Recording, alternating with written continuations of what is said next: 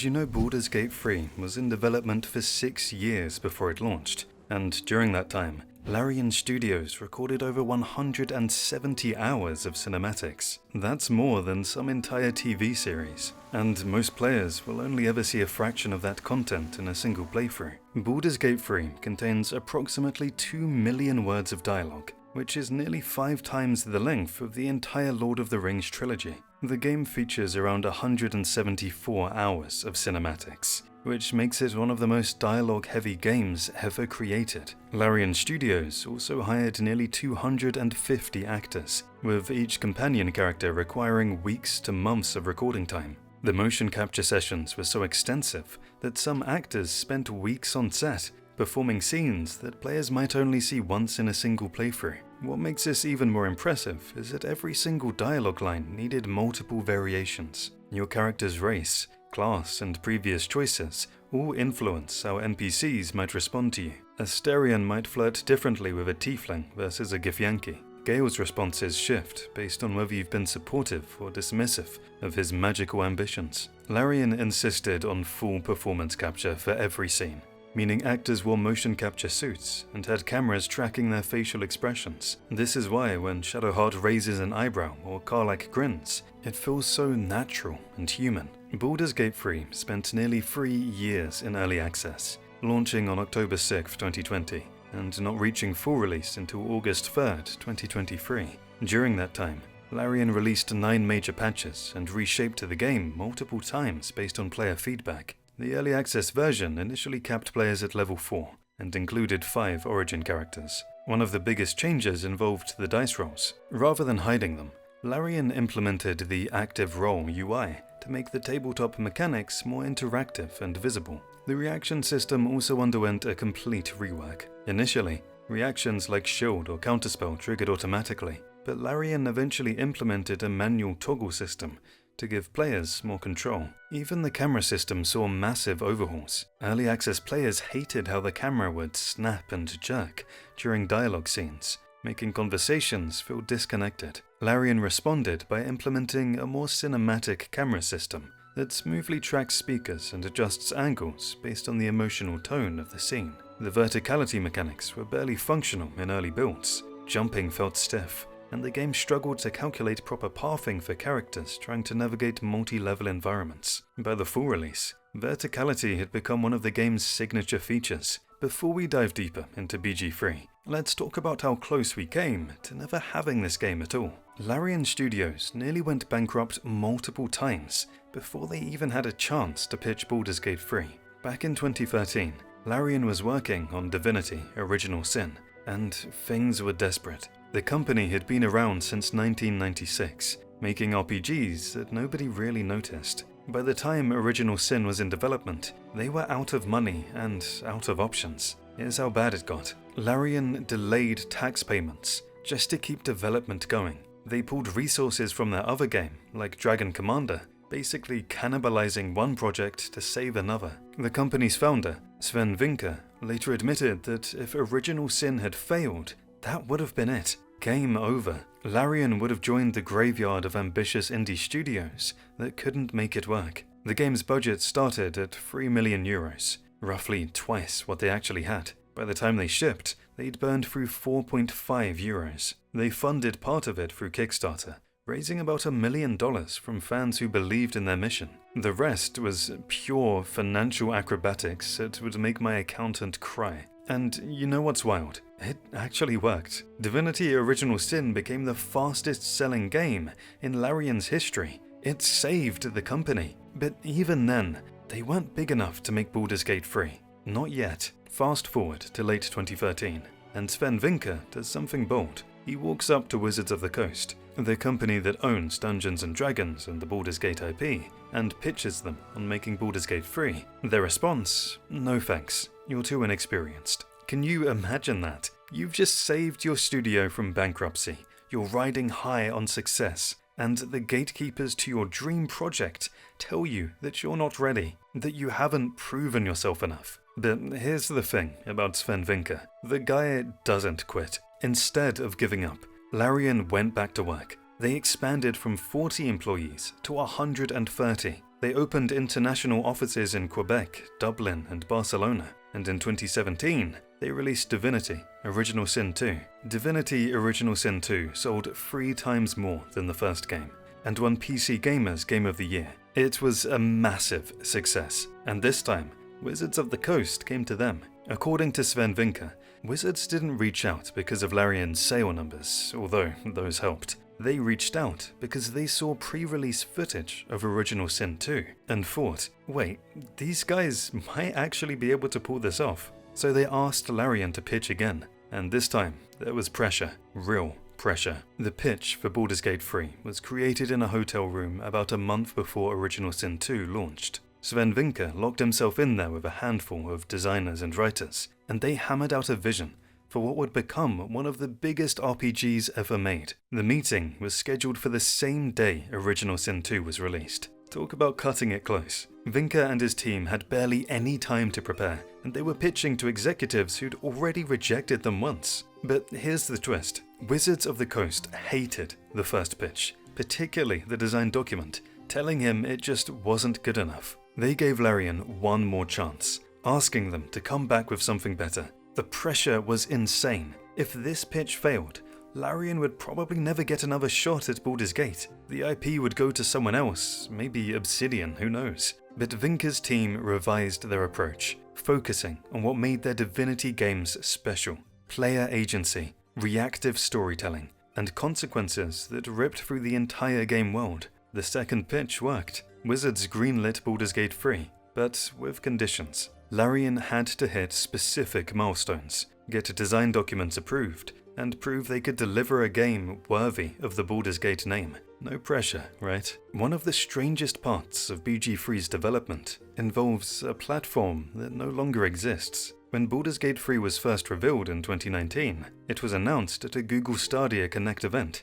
This raised immediate concerns that the game would be a Stadia exclusive. Sven Vinke quickly clarified that BG3 wouldn't be exclusive to Stadia, but Google had actually provided significant financial support during development. The Stadia deal gave Larian breathing room to expand its team and invest in the game's ambitious cinematic systems. The irony was that Google shut down Stadia before BG3 even launched, which was like 7 months before the game fully launched. But that early partnership money helped fund the game's production during a crucial period. But while it helped, it also left a technical legacy. Larian had to build the game to support the Vulkan API for Stadia's cloud servers, a feature that remains an option in the final game today. Oh, and subscribe if you haven't yet. I know, everyone says that, but it actually matters. Anyway, when Larian started working on BG3, they had about 140 people on staff, and by the time the game launched, that number had ballooned to over 470 employees, spread across 6 global offices. During a GDC 2022 talk, Vinke admitted that he never thought the project would require such a massive team. But as development progressed, they faced a choice: scale down the scope or scale up the team. They chose to scale up, which was totally awesome of them. The cinematic ambitions alone required entirely new departments. Larian had to hire teams specifically for cinematic quality assurance, lighting, and close-up dialogue work. The size of the art and audio teams doubled because clothing textures and character models needed to work from both far away and in extreme close-up. It's a small studio that became a giant almost overnight, all to bring one game to life. Here's something most players don't realize. Baldur's Gate 3 quietly manipulates your dice rolls to prevent long streaks of bad luck. It's called Karmic Dice, and it's enabled by default. When Karmic Dice is active, the game tracks your recent rolls and subtly adjusts probabilities to push you toward average results. If you've been rolling poorly, the game increases your chances of rolling high. If you've been rolling too well, it brings you back down to earth. This caused a massive debate in the community. Some players loved it, arguing that it prevented frustrating RNG from ruining their experience. Other players, of course, hated it, saying it undermined the core D&D experience of living with the dice's judgment, good or bad. Larian added Karmic Dice in patch 4 during early access, after players complained about missing 5 attacks in a row at 85% hit chance. Which, yeah, that feels bad. Though you can turn it off in settings if you want the authentic tabletop experience. Interestingly, comic dice affects enemies too. If they're missing too often, the game gives them better rolls. This means turning it off doesn't just make the game harder for you, it also makes enemies less consistent, which can actually make some fights easier. However, this has sparked a lot of debate, with pros recommending turning it off. Throughout early access, players were capped at level 4, which was later raised to level 5, while Larian Studios originally planned for a maximum level of 10 in the full release. They ultimately increased the final cap to level 12, and immediately people asked, why not level 20? That's the max level in D&D 5th edition. Here's Larian's answer, and honestly, it kinda makes sense. High-level D&D becomes exponentially harder to balance. Level 20 characters have reality-warping powers that break most encounter designs. Spells like Wish, True Polymorph, and Shape Change have virtually unlimited applications. Accounting for all the ways players could abuse those spells would have required years of additional development. Sven Vinke explained this in interviews. Implementing level 9 spells alone would have doubled the game's development time. Wish, for example, can replicate any spell of 8th level or lower, alter reality, or do literally anything the DM allows. How do you account for every possible use case?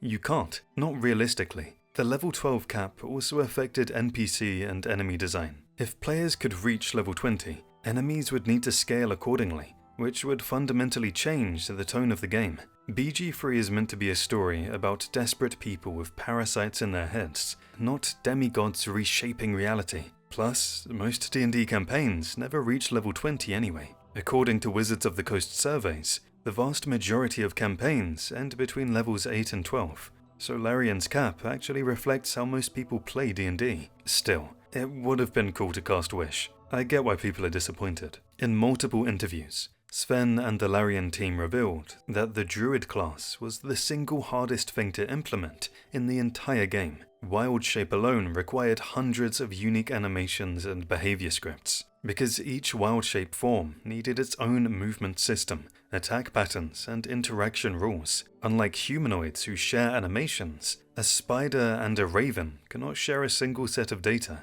A bear can't open doors the same way a human can. A spider can't walk on walls. Well, because it's PG-3, spiders here don't vertically walk on walls. A dire raven can fly, and so on. Every form was essentially a separate character with full functionality. The complexity extended to the game's programming. In Baldur's Gate 3, most equipment was disabled when you transformed, but certain permanent bonuses and specialized items were designed to persist. The Amulet of Sylvanas, for example, works in Wild Shape. But what about temporary buffs? What about the concentration spells you cast before transforming? What if you're a Moon Druid Barbarian multiclass and you want to rage as a bear? Balancing these interactions and ensuring the engine could handle a character swapping their entire stat block mid-fight was a massive technical undertaking. Larian intentionally delayed the Druid's release until patch 6 of Early Access in October 2021, over a year after the game first launched in EA. They used it as a test to prove the engine could handle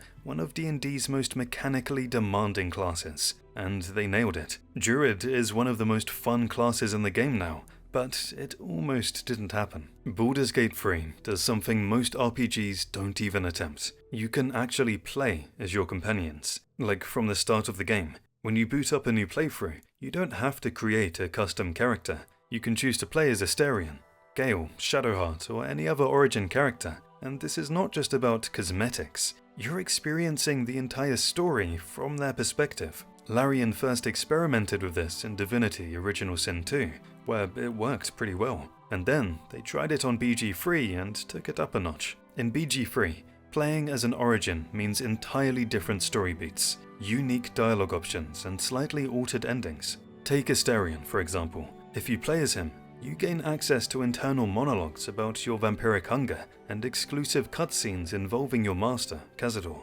that other players never see. Karlach players got a unique internal voiceover that revealed their private thoughts and anxieties. The Dark Urge, which we'll get to in a second, has an entirely different narrative that's basically a second game, hidden inside the first one. This system dramatically increased the game's replay value, because the world doesn't just acknowledge you differently, it fundamentally changes based on who you are. Playing as Gale means the entire cast's narrative hits different. Playing as Lae'zel changes how the Githyanki rebellion unfolds. Playing as Will adds layers to the Mizora contract storyline that you'd never see otherwise. Most games would be happy with one complete story. Larian built like 7 of them and just put them all in there. Absolute madness. Here's something that'll mess with your head. According to developer comments and data mining, the Dark Urge wasn't originally meant to be an optional origin. It was supposed to be the default protagonist. The entire main story of Baldur's Gate 3, this tale of mind flayers and the Absolute, was originally designed around you being a Baal spawn with murderous urges you can't control. Larian eventually decided to make it a separate game because, not everyone wants to play as a homicidal amnesiac, struggling with the urge to murder everyone they meet. Fair enough. But even though it's optional now, the Dark Urge has extensive integration that shows you how central it was to the original vision. There are unique cinematics, special interactions with nearly every major NPC, and an entirely separate narrative path where you can embrace your heritage and become an unholy assassin of Baal. The Sins of the Father ending, that's exclusively for Dark Urge players, and it's genuinely one of the most disturbing, tragic endings in the game. You can literally kill everyone you've grown to care about and become a god's chosen instrument of death. While any character can technically make evil choices, the level of reactivity dedicated specifically to the urge, companions reacting to your struggles, unique dialogue options in almost every major quest, special scenes with Scleritis Fell, your creepy murder butler, all of it points to this being the intended story. That mysterious undead guy who shows up at your camp uninvited and offers resurrection services for a pittance. He's not some random skeleton guy. He's one of the most important characters in the game, and not many of us realize it. Withers is heavily implied, scratch that, basically confirmed, to be Jurgle, the ancient lord of the end of everything, who once held the portfolios of death, murder and strife, before voluntarily giving them up to the dead free, Bane, Baal and Merkel. This isn't fan speculation or just a theory. Larian's internal game files explicitly label his character assets as Jurgle. His official concept art uses the name Jurgle. The developers basically did everything except have him introduce himself with his real name, and the game is filled with clues for anyone paying attention. Withers is found in a hidden chapel dedicated to Jurgle. He asks the same philosophical question, what is the worth of a single mortal life, that's found in ancient journals describing the god. He has powers that go way beyond what a normal lich should possess, but the real confirmation comes in after the post-credits scene. After you've beaten the game, saved the world, and everyone's celebrating, there's this quiet moment where Withers is alone, and he openly mocks the dead free for their fool's ploy, effectively dismissing them like a disappointed father watching his kids fail at something he could have done in his sleep. He's not just some helpful NPC, he's a fallen god who's been orchestrating events from the shadows the entire time, acting as a seneschal to ensure the dead free don't permanently unbalance the cycle of souls, which means every time you've been casually asking him to resurrect your companions or respec your character for 100 gold, you've been bothering an ancient deity who used to rule over death itself. That's honestly hilarious when you think about it. No wonder he's so snarky. Everyone loves the owlbear cub. He's adorable. He brings you random treasures at camp, and if you treat him right, he can even join you in the final battle as an armored war beast. But here's something most players never notice. The cub actually has approval ratings, just like your companions. You just can't see them in the UI. The owlbear cub's approval goes up when you pet him, give him food, or defend him during camp events. If you ignore him or shoo him away during his early visits, he'll run off temporarily, but he's scripted to return over subsequent long rests, because apparently, this baby owlbear has decided you're his new parent,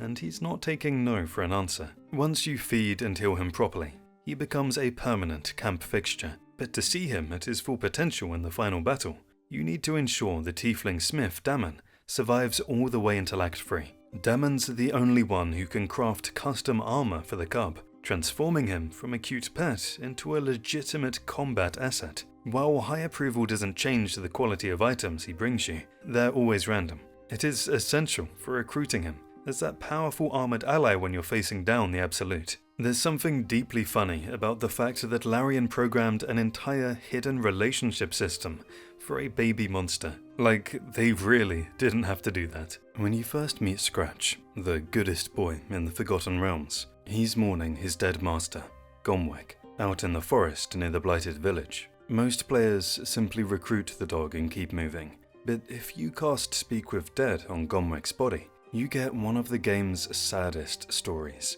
Turns out, Gomwek wasn't just some random traveler, he was a courier for the Sword Coast Couriers, and his last thoughts weren't even about himself, but of the undelivered mail and the dog he was leaving behind. Absolutely heartbreaking. Now, here's where Larian rewards you for paying attention. If you recover those undelivered letters from Gomwek's body, you can carry them all the way to Act 3. Once you reach the Sword Coast Courier's office in Rivington, you can report Gomwek's fate to the postmaster and return the lost mail. There's actually no achievement for this, just closure for a fallen worker and acknowledgement that you honored his final wish. Furthermore, players using a ranger or druid, or anyone using Speak with Animals, gain unique dialogue options and class-based checks to bond with Scratch. There's a mysterious ox that appears in all 3 acts of the game, just a normal ox, hanging out, doing ox things. Except if you have Speak with Animals active,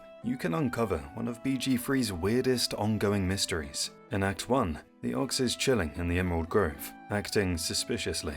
If you pass an insight check, followed by a difficult Arcana check, you realize it's hiding its true nature through incredibly powerful magic. The ox won't tell you what it really is, but it's clearly way more intelligent than a normal ox. By the time you reach Rivington in Act 3, the ox is ready to reveal its plan. It wants you to smuggle it into the lower city by polymorphing it into a strange apple. Yeah, you read that right. The ox becomes fruit to sneak past the Still Watch and city guards. If you successfully carry the apple into the city, the creature rewards you with a thankful, slimy note, and later appears as a powerful, devilish ox ally in the final battle. But if you choose to kill it at any point, because a talking, shape-shifting ox is too weird even for you, it reverts to its true form, a horrifying, high-level ooze that drops the shapeshifter's boon ring, a unique item that rewards players for their own use of disguise and transformation. The entire questline is completely optional. It's so stupid, and it's so perfect. In the Blighted Village, there's a hidden cellar under the apothecary's house. Most players find the cellar and the secret lab behind it, but very few find Shovel. Inside one of the coffins near the cellar entrance is a scroll of Summon Quasit. If you use this scroll, you summon this tiny imp-like creature who initially shrieks in terror, thinking you're her old, abusive master. But once she realizes you're someone new, her fear turns into instant, foul-mouthed chaos. Shovel is chaotic, violent, and will immediately start demanding to know when the murderizing starts, while calling you a boring spellshite for not killing things fast enough. She's got this wonderful combination of demonic bloodlust and absolute contempt for you specifically. Summoning her and completing her dialogue unlocks the achievement Rude, Crude, and Full of Attitude, which is honestly perfect. While the scroll is one-time use, the shovel is actually incredibly familiar. She can stay invisible indefinitely, making her the perfect scout for triggering surprise rounds or checking ahead for traps and ambushes. She's also got special reactivity during encounters with devils like Raphael, where she'll hurl insults at him while you're trying to negotiate. It's hilarious and terrifying at the same time, because you're worried she's gonna get you killed. Beyond the comedy, Shovel provides genuine tactical value. That permanent invisibility makes her one of the best scouting tools in the game for players who want to plan their approaches carefully. But mostly, she's just really funny and mean. Mostly mean, actually. Deep in the Underdark, there's an unmarked location called the Festering Cove. Most players never discover this area because there's no quest marker pointing to it, and you have to navigate through a field of explosive torch stalk mushrooms near the Selionite outpost to even reach it. Inside the cove, you find a colony of Kuotoa fish people worshipping their god, Boal. Not Baal, the god of murder, Boal, with extra O's, because it's funnier that way. Boal isn't a god at all. It's a redcap, basically a murder gnome, who discovered that Kuo-toa have the ability to manifest gods through collective belief. By convincing them he's divine, the Red Cap gained actual godlike powers. So this clever little psychopath convinced an entire colony that he's divine, and through their worship he actually gained godlike powers. It's like the ultimate con, except the con became real because of how Kuo-toa biology works. You have multiple options for dealing with this situation. 1. Expose the fraud and kill him, which removes his powers and frees the Kuo-toa from their delusion. 2. Sacrifice a companion to the false god to earn a permanent combat buff called Boal's Benediction. Yes, you can murder Gale for fish god powers. The game lets you do this. Or 3. In the funniest option, you can convince the fish people that you are their new god. If you become Kuo-toa's god, they start worshipping you instead, successfully taking the mantle of Marklumpa, and your party gains advantage on attacks against bleeding enemies. A powerful reward for a quest most players missed entirely. Also, Boal is just funny to say out loud. Try it. Boal. In the Blighted Village cellar, past the ornate mirror that tests your knowledge of its master's secrets, you can find an ancient book called The Necromancy of Fae. This book is locked in a cage and chained shut, and for good reason. This thing is dangerous. Opening the book requires finding the Dark Amethyst, which is hidden elsewhere in the village, specifically in the secret cellar lab. Once you have it, you can attempt to read The Necromancy of Fae, but reading it requires passing increasingly difficult wisdom saving throws. If you succeed in reading the first stage of the book, you gain a permanent +1 bonus to wisdom saving throws and ability checks, forbidden knowledge, and the ability to cast the Speak with Dead spell without using a spell slot. That's already pretty great, but if you fail even once, you take necrotic damage and risk debuffs that require a remove curse spell to fix. Reading the full Necromancy of Fae, which requires finding the Farciate Codex in Act 3, unlocks the Dense Macabre spell, which summons multiple undead servants. It's one of the most powerful necromancy spells in the game, but most players never get it because they either miss the book entirely or fail the saving throws. The books also trigger unique dialogue with Gale, who's fascinated by dangerous magical artifacts. Asterion also has special lines about the book, showing his love for dark and forbidden knowledge. Gale sees the book as this dangerous curiosity he's wary of, and he'll actually disapprove when you try to give it to Asterion, if he were present. Asterion sees it as potential leverage against his master. Actually, giving the book to Asterion is a significant approval boost, as he'll spend the next 2 acts completely obsessed with unlocking its secrets, desperate to make sure he's never enslaved again. If you decide the dark magic isn't worth the risk, you can choose to destroy the book instead, though it's only vulnerable to radiant damage, so you'll need to drop it and hit it with something like a guiding bolt. The moment it shatters, 3 vengeful shadows spawn for a sudden fight, and you'll permanently lose out on those late-game ghoul summons. Doing this earns a nod of approval from moral heavy hitters like Karlach and Will, but Asterion and Gale will be beyond annoyed that you trashed such a rare artifact. Interestingly, you can actually cheese it by reading the book for the permanent wisdom buff first, and then destroying it, giving you the stat boost while still cleaning the evil item out of your inventory. This quest is a perfect example of Larian's philosophy of long-term consequences. A choice you make in the first act of the game, whether to destroy the book, give it to a friend, or read it yourself, doesn't pay off until much later in the heart of Baldur's Gate. Many players fail the checks or abandon the quest early, never realizing that the creepy book from Act 1 is a major step to becoming the master of the undead. It's a multi-layered mystery that rewards curiosity with incredible power, provided you can handle the psychic toll it takes on your soul. In the Emerald Grove during Act 1, Karga is the interim leader while Halsin is missing, and she's awful,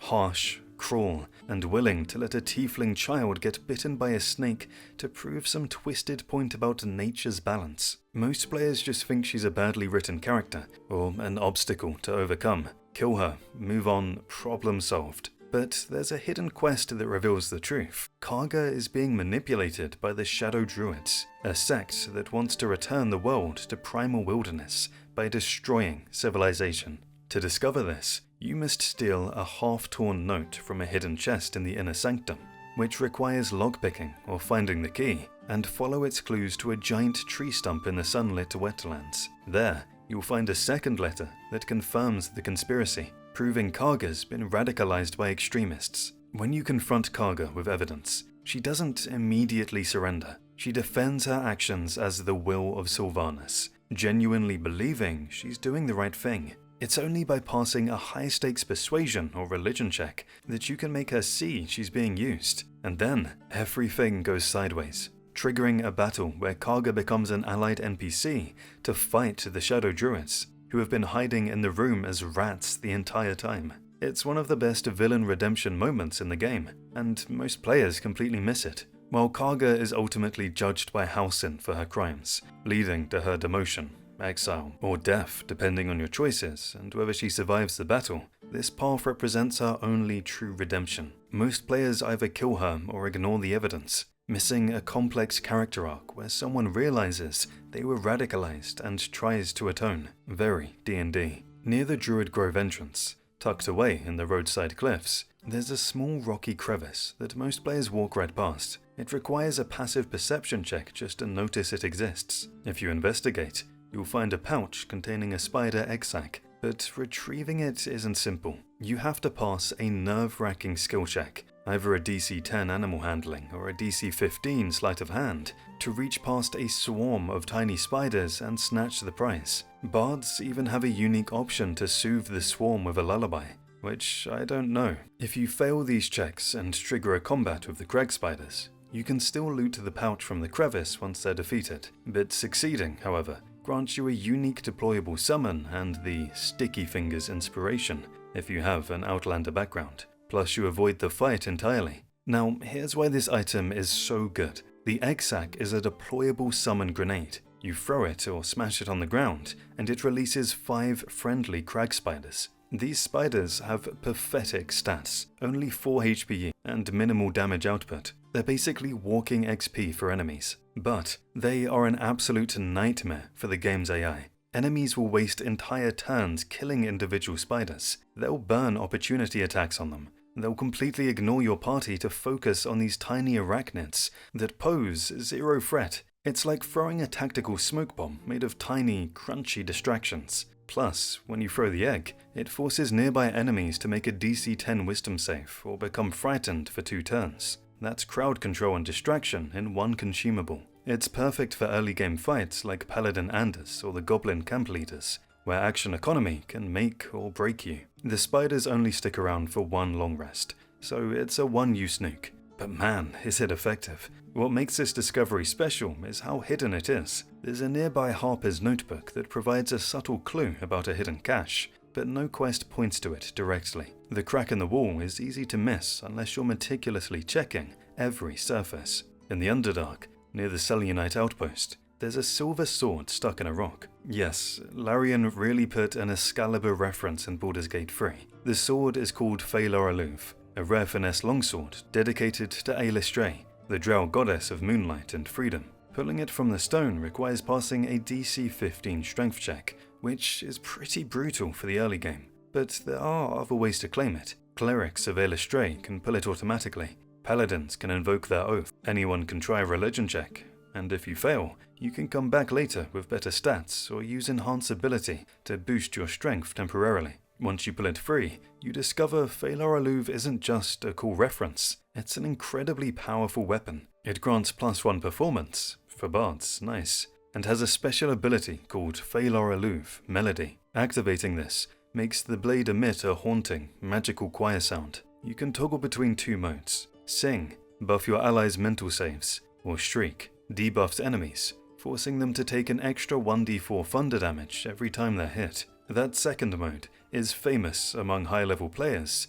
because it's absolutely busted with certain spells. Since the damage applies to every individual projectile, a single casting of Magic Missile, which fires multiple darts, can deal massive compound damage that melts boss health bars in seconds. Combine it with other multi-hit abilities, and you've essentially turned a rare sword into a legendary boss killer. Plus, because it's a finesse longsword, it's one of the few weapons of its size that dexterity-based characters like rogues and bards can use effectively. Most longswords require strength, but Phaelor Aluv scales with dex, making it perfect for elves and other agile fighters. Also, the sword sings. That's just cool. In the shattered sanctum of the Goblin Camp, you can find Abdurak, a priest of Lovitar. He's a lot. Abdurak offers you a very specific service. He wants to hurt you, for religious reasons. This is peak D&D weirdness. If you agree to his crazy ritual, a public penance where he strikes your character 3 times with a mace, you have to perform properly to earn the reward. This isn't about enduring pain stoically. Ironically, if you use constitution checks to tough it out, you fail the ritual. Instead, you need to use performance or intimidation to react to the way the priest expects. Scream dramatically, laugh maniacally, and embrace the pain theatrically. You're not supposed to resist. You're supposed to lean into it. If you succeed on all the checks, you gain a permanent passive called Lovitar's Love, and this is one of the most powerful buffs in the entire game. It provides a +2 bonus to attack rolls and wisdom saving throws whenever your health drops below 30%. A +2 bonus is the equivalent of having a +4 increase to your primary ability scores during the most desperate moments of a fight. And considering how often characters get low on health in combat, this buff is constantly active when it matters most. It takes like 2 minutes and costs a small amount of HP. In exchange, you become a masochistic powerhouse for the rest of the game. The buff is permanent as long as your character doesn't fully die and requires resurrection. So as long as you're getting downed and revived normally, Lovitar's Love sticks with you through the entire story. It's such a bizarre quest, letting a creepy priest beat you with a mace in front of goblins. But the mechanical payoff is genuinely worth it. Min-maxers swear by this buff. Also, your companions have opinions about you doing this. Asterion approves, naturally. Shadowheart is intrigued. Gale is deeply concerned. It's a whole thing. At the Act 1 campsite, players often notice something weird. If you stand behind certain objects, like Asterion's tent, the background music changes to a haunting, ethereal melody with vocals. For the longest time, people thought this was a bug or some kind of accidental audio glitch, but it's not. It's completely intentional. Larian programmed location-based audio triggers that crossfade the standard camp theme into a vocal version of the song I Want to Live, which is Asterion's theme and plays during his personal quest moments. It's a deliberate vista point. The game's soundtrack swaps to this specific vocal arrangement when you're standing in just the right spot, revealing the atmospheric depth of BG3's soundscape. It's genuinely eerie when you realize it. You're just walking around camp, and suddenly there's this beautiful, tragic singing that wasn't there a second ago. It feels like the environment itself is telling a story. Other characters' tents have similar triggers with different musical cues. The game is filled with these tiny audio details that most players never consciously notice, but that adds to the overall emotional resonance of the camp scenes. Larian didn't have to do this. They could have just had one static camp theme, but they did, because they wanted the world to feel alive. At the climax of Act 2, if you've been helping Gale with his condition and learned about the Nevery's orb lodged in his chest, you gain access to one of BG3's most controversial endings. At the bottom of the Mind Flayer colony, Gale offers to fulfill his duty to Maestra, the goddess who gave him this bomb in the first place. By detonating the orb, if you agree and encourage him to do it, the game triggers a massive cinematic explosion that destroys the Absolute, the Elder Brain, and everyone in the immediate area, including your entire party, including Gale. The screen goes white. The game ends. Credits roll. This is a legitimate ending path that lets you roll credits before ever setting foot in Baldur's Gate itself. You skip nearly 40 hours of content and save the world in one dramatic, tragic moment. It's the ultimate easy way out, and it's a narrative trap disguised as a shortcut. Yes, you save the world, but at the cost of your companions' stories, their arcs, and any real sense of closure. You don't get to see Asterion confront Cazador. You don't learn the truth about Shadowheart's parents. Karlach never fixes her engine. Will doesn't break his pact with Mizora. Lae'zel doesn't lead her people's rebellion. All of that just doesn't happen, because everyone's dead. Some players do this accidentally on their first playthrough, and are absolutely devastated. Others do it on purpose for the achievement, or because they're role-playing a character who genuinely believes this is the right choice. Either way, it's one of the darkest endings in the game, and it's completely optional and easy to miss if you don't pursue Gale's storyline.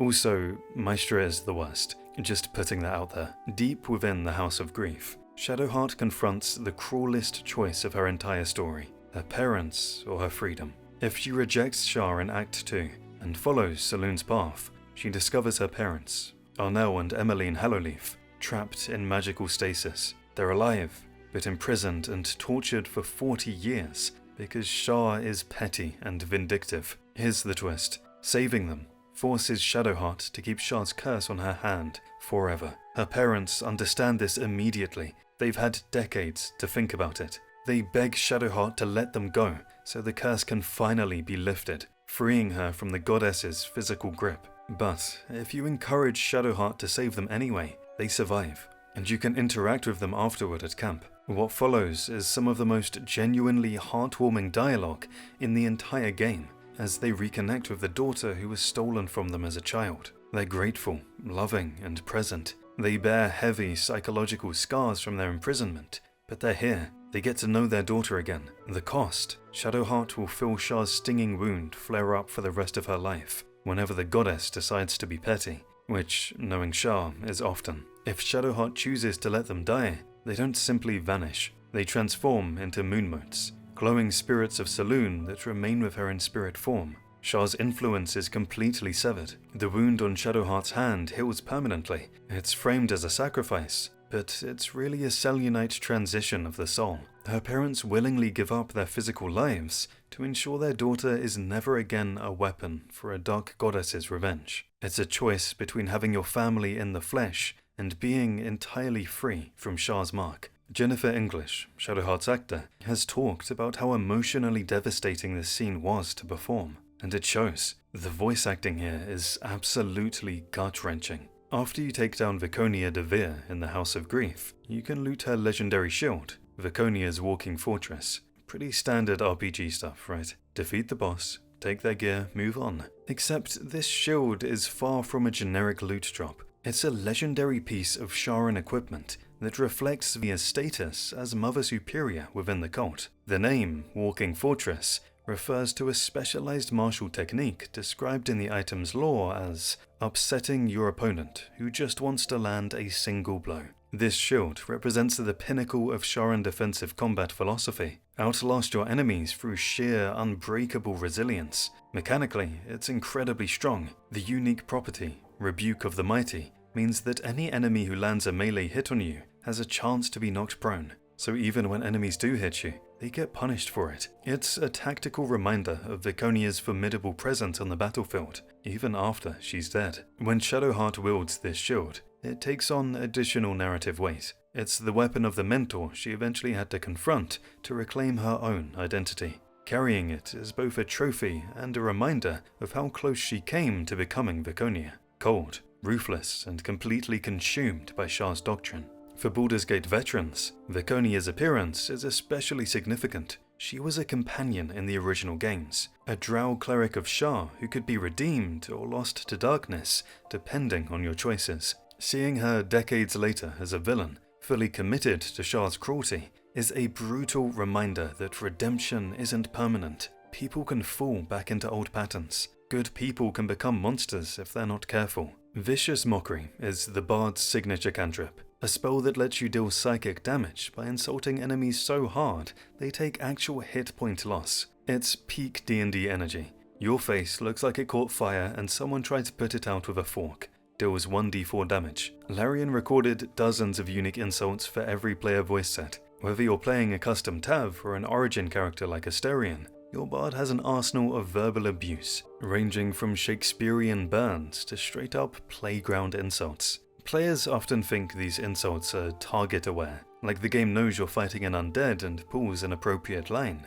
but they're actually randomly selected from a generic pool. The writing is just so sharp that they often feel situational by pure accident. You'll mock someone's stinking breath while fighting a ghoul and think Larian programmed that moment specifically, when really it's just the randomized audio engine stumbling into comedic gold. The real hidden detail, the sheer voice acting commitment. Every single protagonist's voice had to record the entire insult library, and the developers made sure each line matched the speaker's personality. Asterian's mockery drips with aristocratic contempt. A scrappy tab voice sounds unhinged and chaotic. It sounds like she's having the time of her life roasting people. No, not literally. Interestingly, while player insults are randomized, some NPCs and bosses do have target-aware lines. Auntie Ethel is the most notorious example. She has high-effort, scripted insults for every companion and race. She will viciously mock Asterian for his history as a slave, or Shadowheart for her devotion to Shah.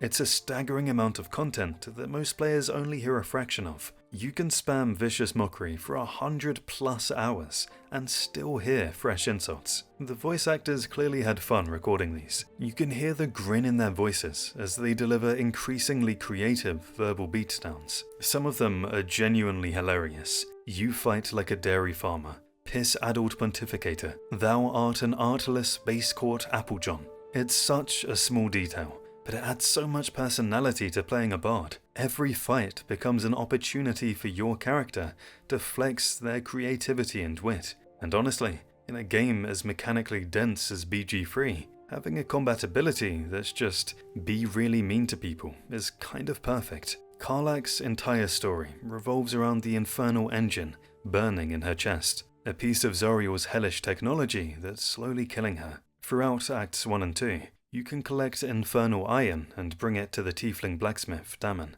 who can perform exactly 2 upgrades to stabilize the engine. A lot of players hoard a dozen pieces of iron, thinking more upgrades will save her life, but Damon can only do 2, and neither one gives her stat bonuses like extra HP or constitution. They're purely about helping Karlach regulate her body temperature. The second upgrade is the most emotionally devastating moment in her entire questline. It finally allows Karlach to touch another person without burning them alive, ending a full decade of complete sensory isolation. If you've romanced her, this leads to her first intimate night, where she can actually feel someone's skin against hers. If you haven't, you get a deeply moving hug that underscores just how starved she's been for basic human contact. Mechanically, the first upgrade grants her the Hearts Ablaze passive for advantage on charmed saves, while the second upgrade grants her full immunity to the charmed condition. While this upgrade helps her engine, it does not provide her fire damage bonuses, which are fueled by soul coins. It doesn't make her immune to fire, she retains her racial fire resistance, and it doesn't boost her soul coin abilities. The cruelest part of Karlach's arc is that these upgrades can't actually save her.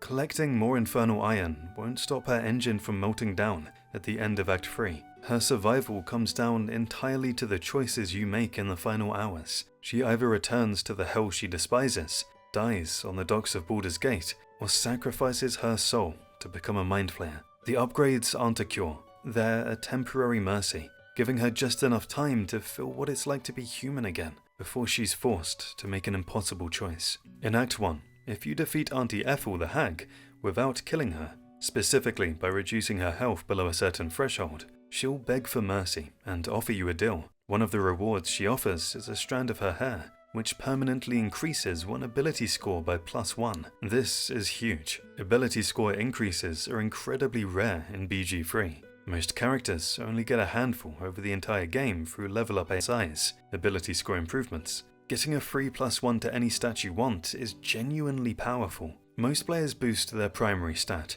strength for fighters, intelligence for wizards, charisma for warlocks and paladins, but you could also shore up a weakness, bump constitution for survivability, or wisdom to avoid getting mind controlled. Now, here's where things get interesting.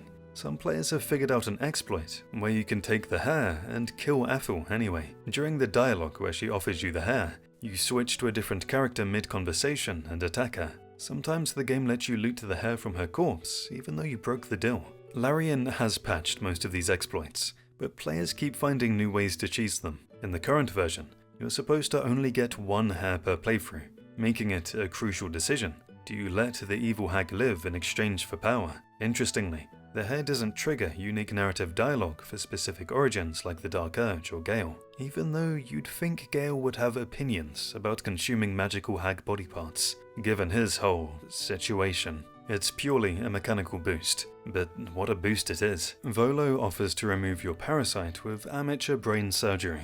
Most players immediately recognize this as a terrible idea. And they're absolutely right. Volo has no medical training whatsoever. He stabs your eye out with a needle and then an ice pick, fails to remove the tadpole, and replaces your ruined eye with a magical prosthetic that grants permanent see invisibility. It's horrifying. Your companions are traumatized just watching it happen, but mechanically, it's actually incredible. While most players just appreciate the combat buff, being able to see invisible enemies is obviously useful. That cursed eyeball drastically simplifies one of Act 1's best boss fights. When you fight Auntie Elle in her lair, her signature tactic is using invisibility to reposition and escape. It's supposed to be this deadly game of hide and seek, where you waste turns trying to find her while her redcap minions beat you down. But with Volo's Satsai, every turn Ethel has to make a saving throw. If she fails, you see her true position instantly. Her invisibility becomes worthless. You can target her directly, negating her most frustrating tactical advantage. What's supposed to be a chaotic, difficult fight becomes much more manageable. You skip the need for fairy fire or see invisibility spells, and can often force her into a direct slugfest before she's ready. Turns out medical malpractice is the ultimate counter to ancient hag magic. Who knew? Also, having one glowing blue magical eye for the rest of the game is just aesthetically cool. Your character looks like they've been through some stuff, which, to be fair, they have. Hidden deep in the Underdark sits the Arcane Tower, the abandoned home of a wizard named Lenore. The entire structure is defended by arcane turrets that will shred you on sight. Most players waste dozens of arrows trying to destroy them before realizing there's a simpler solution. Throw a Sissa bloom near the turrets, and they instantly shut down. The Sissa anti-magic field disrupts their power source. Better yet, if you make it to the basement and fuel the tower's generator with a Sissa bloom, the entire defense system deactivates. Elevators start working, and the lights flicker back on, revealing the tragic story of a lonely woman and the mechanical companions she built to replace human contact. At the top of the tower, you find Lenore's greatest creation, Bernard, a walking construct butler who's been alone for decades, maintaining the tower out of programmed loyalty. Bernard only speaks in lines of poetry. To interact with him peacefully, you need to have read specific books scattered across the lower floors. Recite the correct verse from memory, and Bernard will either give you a heartwarming construct's hug or hand over the guiding light ring, which reveals a secret basement floor packed with loot. If you kill him in combat, he drops the Light of Creation, a devastating lightning glaive. But honestly, killing Bernard feels wrong. He's just a robot doing his job, waiting for a master who's never coming back. And here's the real hidden secret of the Arcane Tower, Lenore's missing dog, Myrna. If you explore the Dread Hollow nearby and find a small grave containing a dog collar, you can equip it to your character's neck slot. Then, back at the tower's top floor, there's a seemingly useless button. Press it while wearing the collar, and it dispenses a single piece of raw steak. It's an automated treat dispenser, still waiting for a pet that died long ago. Lae'zel gets written off by a lot of players as a cold, one-note fanatic. And yeah, she's abrasive, aggressive, and threatens to kill you approximately 12 times in the first act alone. But her romance is actually one of the most emotionally complex arcs in the entire game. It's a story about unlearning a culture that weaponized every aspect of childhood and treated emotion like a genetic defect. Githyanki children are raised in communal creches without parents. All devotion is directed towards Vlaakith, their Lich Queen dictator. To Lae'zel, the idea of loving an individual person is so alien that when she starts developing feelings for you, she genuinely thinks she's sick. Like, she thinks romantic attachment is a tactical fixation gone wrong, a malfunction. The breakthrough happens in Act 2 when she challenges you to a duel. Most players think she's just being aggressive for no reason, but it's actually the only framework she has for expressing intimacy. Fighting is how Githyanki communicate respect. If you fight her honorably, win or lose, she begins to shift her perspective on your bond, admitting she doesn't want to conquer you anymore. She wants something else, something her society never gave her words for. Her dialogue slowly shifts, revealing someone who's touch-starved and emotionally isolated. Lae'zel admits she doesn't know how to express what she feels. In Githyanki culture, sentiment is a weakness, but she's experiencing an emotion her entire upbringing has trained her to suppress. Later in Act 3, She watches the sunrise with you and starts calling you her source of my bruises, which eventually evolves into source of my joy. She's repurposing her martial vocabulary for love because her society never gave her traditional romantic terms. Also, Githyanki dirty talk is wild. Just putting that out there. Remember the Necromancy of Fae from earlier? Well, if you held on to the Necromancy of Fae all the way from Act 1, its real payoff doesn't come until you reach the Sorceress Sundry's vault in Act 3. To unlock the book's final secrets,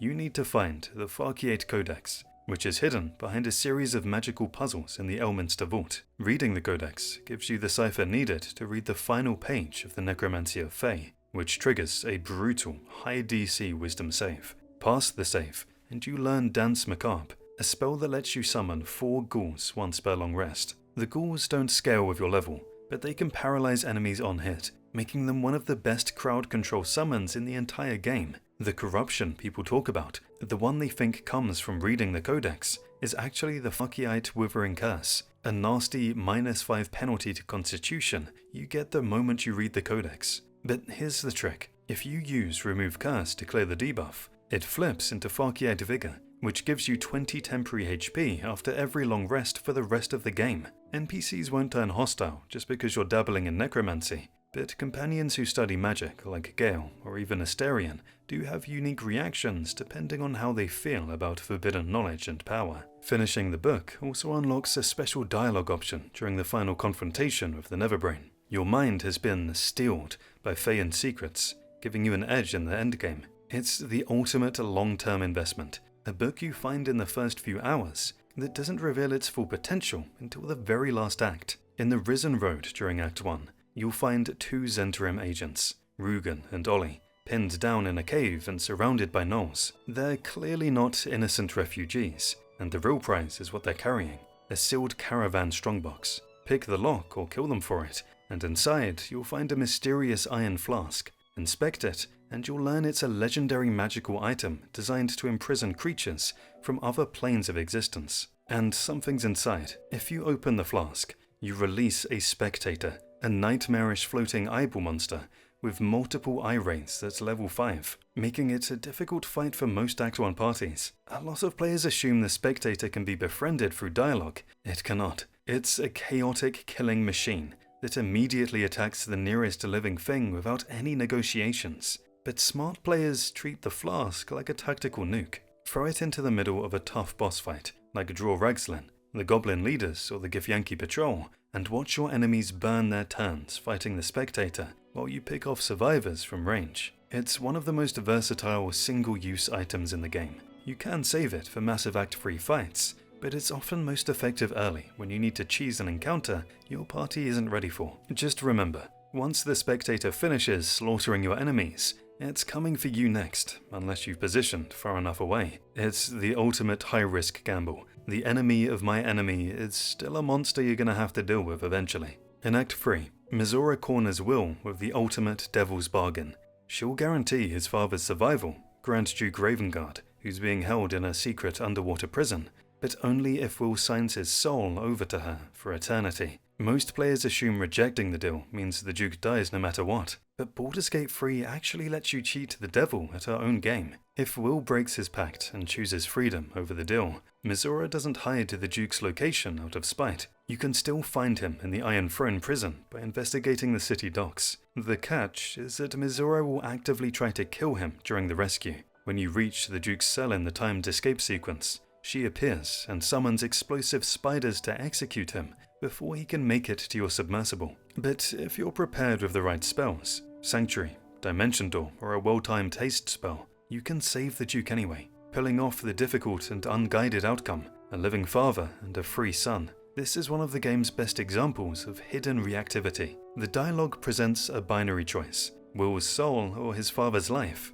but the actual gameplay systems allow for a third, more heroic path that the game never explicitly tells you exists. If you manage to save the Duke after breaking the pact, he eventually reconciles with Will for a mental connection provided by the parasite, and you gain a powerful ally for the final battle. When Lae'zel finally reaches the Creshir Lek hidden inside the Rosy Morn Monastery, she's expecting a hero's welcome and a cure for the tadpole in her skull. What she gets instead is a brutal introduction to how disposable she actually is to her own people. The first betrayal happens in the infirmary, where the putrefaction device, the Zyfisk, is supposed to extract the parasite safely. It doesn't. It's designed to rip the tadpole out by destroying the host's mind in the process. If you don't convince Lae'zel to get out of the machine in time, she walks away with 3 distinct -2 penalties to her intelligence, wisdom, and constitution stats. While these are permanent for the duration of the early game, they can actually be cured later if she consumes a Mind Flayer parasite.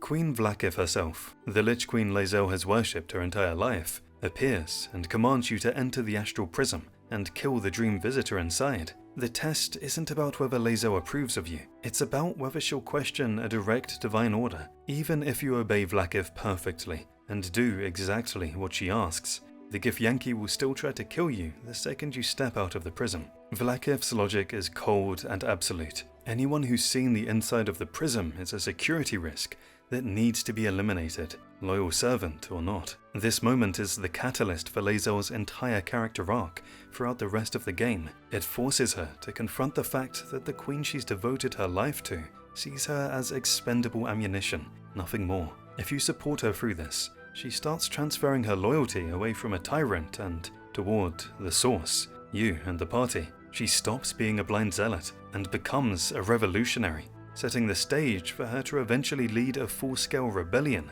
against the empire that tried to throw her away. Deep in the Grim, past the Dwerger encampment, there's an ancient forge built by dwarves to craft legendary equipment. The adamantine forge can create some of the best armor and weapons in Act 1, but using it requires fighting one of the toughest early game bosses, the Grim. The forge works by placing molds and materials, specifically mithril ore, into specific slots, then activating the machinery. But doing so awakens the Grim, a massive construct guardian that's immune to nearly all damage. You can't just hit it with swords and hope for the best. You have to use the environment. First, flood the floor with lava using the lava valve, which superheats his metal frame and makes him vulnerable to attacks. Then you can either use the massive central forge hammer to smash him for devastating bludgeoning damage, or just beat him down with regular bludgeoning weapons, as long as his feet stay in the magma. The reward for this fight is access to the adamantine armor, which is famous for its magical plate property. It makes the wearer completely immune to critical hits. This is a literal lifesaver in honor mode,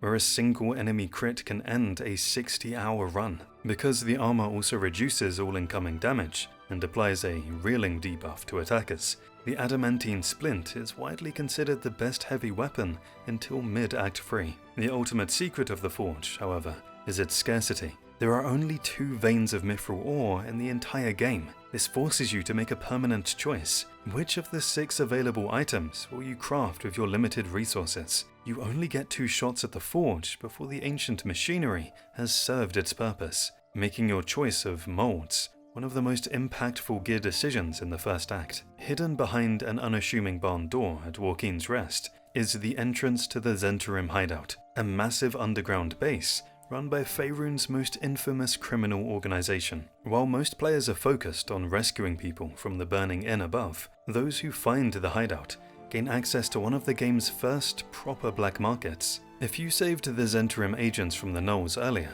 and kept their cargo sealed, that is, if you didn't open the flask, you could walk in peacefully, deliver the unopened shipment to their boss, Xeris, and she rewards you with Harold, a rare heavy crossbow, and unlocks secret inventory from the merchant Brem.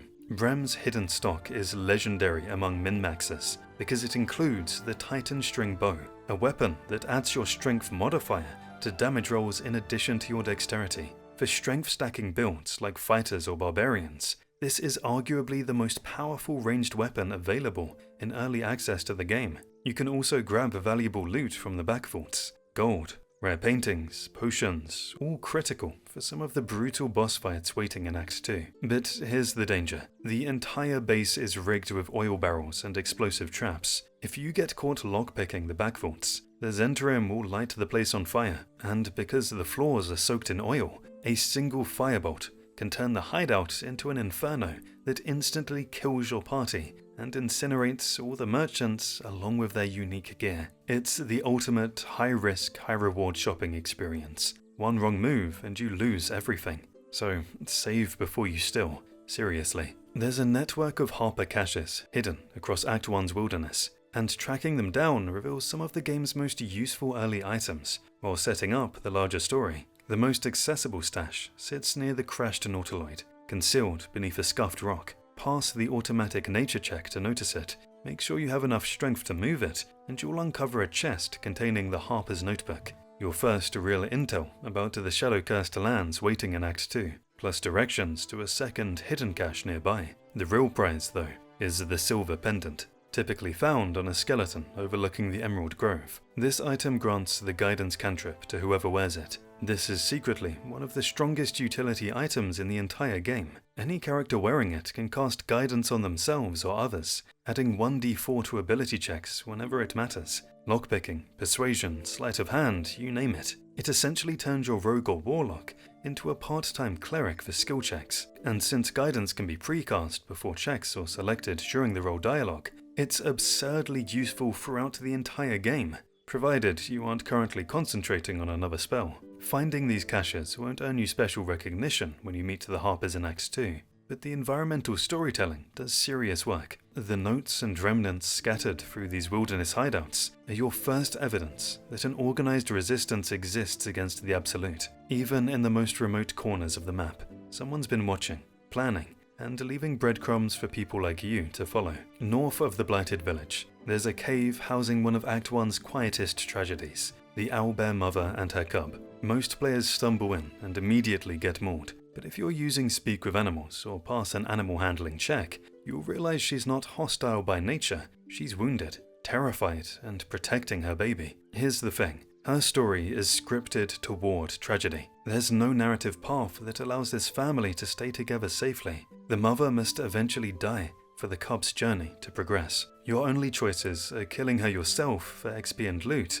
including the head of the broken spear, a rare weapon component, or walking away and letting fate take its course. If you choose mercy and leave her alive, the outcome is rarely better. Goblins eventually raid the cave, slaughter the mother anyway, and drag the cub back to their camp as entertainment for a vicious game called chicken chasing. You'll find the cub later being tormented by drunk goblins. The only way to get it to your camp is to rescue it from this abuse. Do that and it will start showing up during long rests, scared and hungry. Eventually, it bonds with Scratch and becomes a surprisingly powerful ally when the final battle rolls around in Act 3. The cave has one other secret, the Gilded Chest of Saloon. This isn't a puzzle box requiring lockpicking, it's a test of faith. The chest is sealed with magic that hurts you if you try forcing it open. Instead, search behind the nearby statue to find a Sellied prayer sheet. If a character who doesn't worship Shah reads it while standing in front of the chest, the ward dissolves, granting you the Moondrop pendant inside. One of the most heartwarming secret interactions in BG3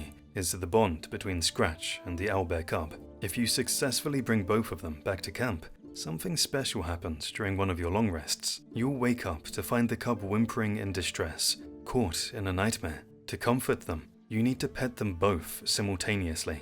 Do it and you unlock the achievement. You have two hands for a reason. It's one of the purest moments in the entire game. There's no combat or loot, just you being kind to two traumatized animals. But the bond doesn't end there. If both survive your journey, they appear together at the epilogue reunion party added in patch 5. By this point, the owlbear cub has grown into an absolutely massive, armor-plated war beast. He could easily be terrifying. Instead, he explicitly refers to Scratch as his big brother. If you watch them long enough, you'll catch a unique animation. The towering owlbear gently lowering his head to nuzzle Scratch, who responds with an excited bark. Gale of Waterdeep is walking around with a ticking time bomb, a fragment of Nevery's magic lodged in his chest, and it's actively trying to kill him. To stabilize the orb, he needs to absorb magic from enchanted items, literally eating your loot to stay alive. Here's what most players get wrong. Gale doesn't need rare or very rare gear. He'll consume almost any uncommon magical item,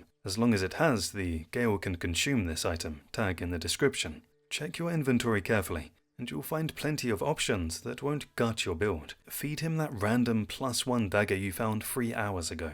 Gale's hunger is a fixed Act 1 event, requiring exactly 3 magical items to stabilize him until Elminster shows up in Act 2. Feeding him doesn't grant bonus stats or secret powers, it just prevents the arcane hunger debuff and stops him from abandoning your party. What makes Gale's situation unique is the consequences of ignoring it. If he leaves because you refuse to help, or if he dies and you don't resurrect him within 2 long rests, the orb reaches critical mass. His spectral projection appears to give you a set of instructions and a clear warning. Fail to act, and the game cuts to a special game over cinematic where the orb detonates, obliterating your entire party and a chunk of the Sword Coast. So yeah, feed the wizard.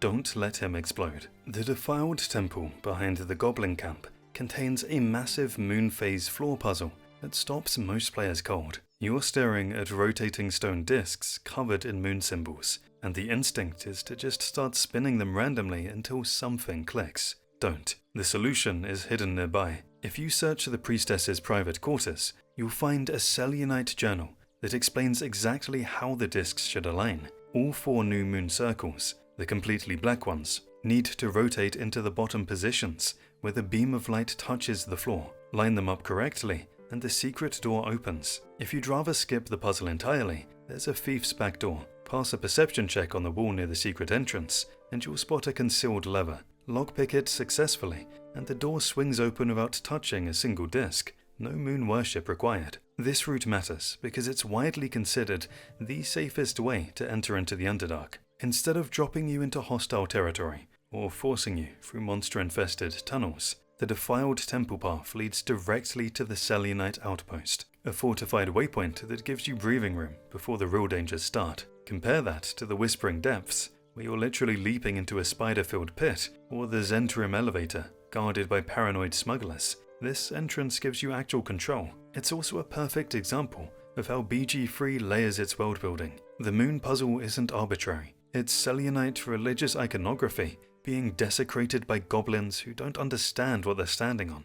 Pay attention to the environment and the lore, and the game hands you answers. Halsin's rescue in the goblin camp isn't the helpless escort mission it first appears to be. Once you free him from his cage, he transforms into a massive bear and becomes fully capable of tearing through the shattered sanctum on his own. Here's what most players don't realize. Halsin doesn't actually need your help to escape. If you clear the goblin leaders on your own, he'll slip out of the camp and return to the grove safely without your assistance. But if you ask him to stick around and help clear the camp, he becomes a temporary companion, and walking a giant bear into the main hall immediately alerts every goblin in the building.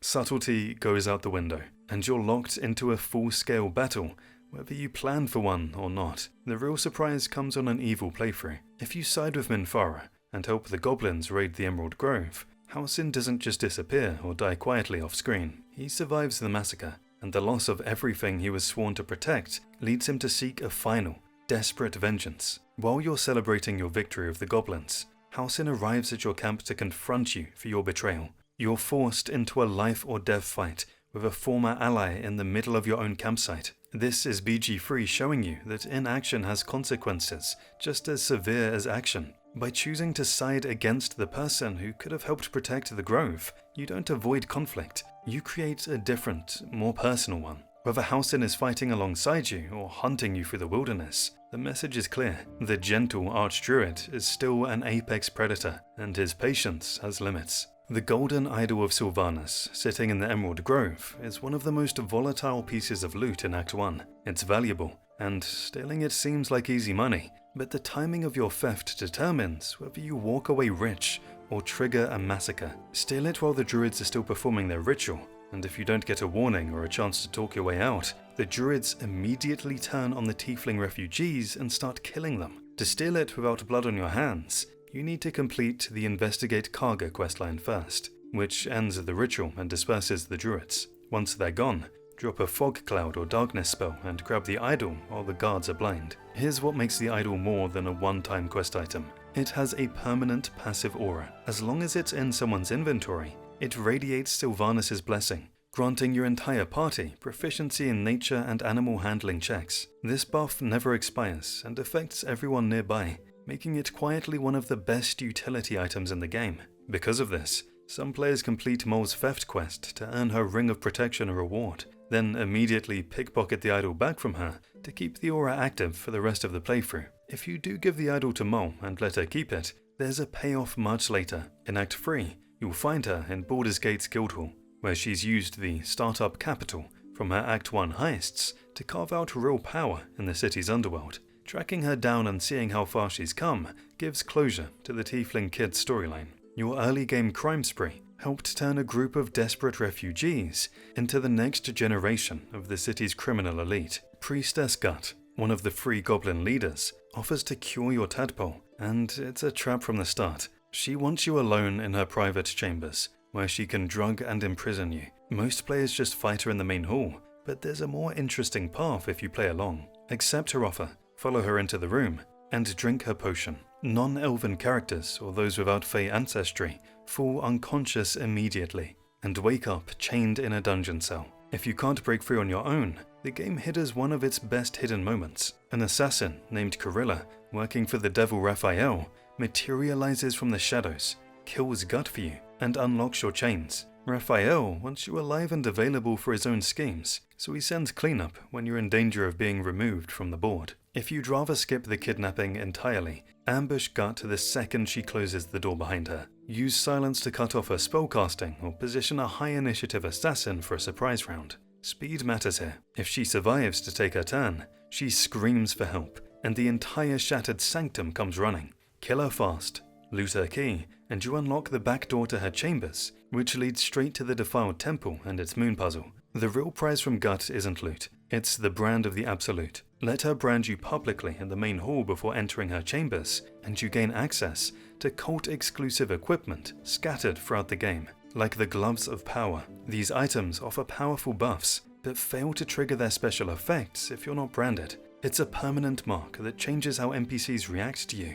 opening unique dialogue with many absolute cultists you meet, and letting you pass as a true soul more easily throughout the first 2 acts of the game. The confrontation with Draw Ragslin is where your tadpole becomes a liability in real time. The Hobgoblin Warlord is using Speak with Dead on a Mind Flayer corpse, trying to find out who killed it. That would be you. The scene presents a high-stakes encounter where you can use your parasite to interfere with the corpse's memories and pass a series of deception checks to keep it from exposing you. Fail even one check, and the dead Illithid outs you to the entire throne room. Ragslin and his entourage go hostile instantly, and you're stuck fighting a level 5 powerhouse surrounded by reinforcements. Draw Ragslin's actual treasure is the Faithbreaker, a +1 warhammer that hits like a truck in Act 1. It deals bonus force damage, and comes with an ability called Absolute Power that can knock enemies back up to 17 feet, turning it into crowd control and damage in one swing. If you're hunting for the Speak with Dead item,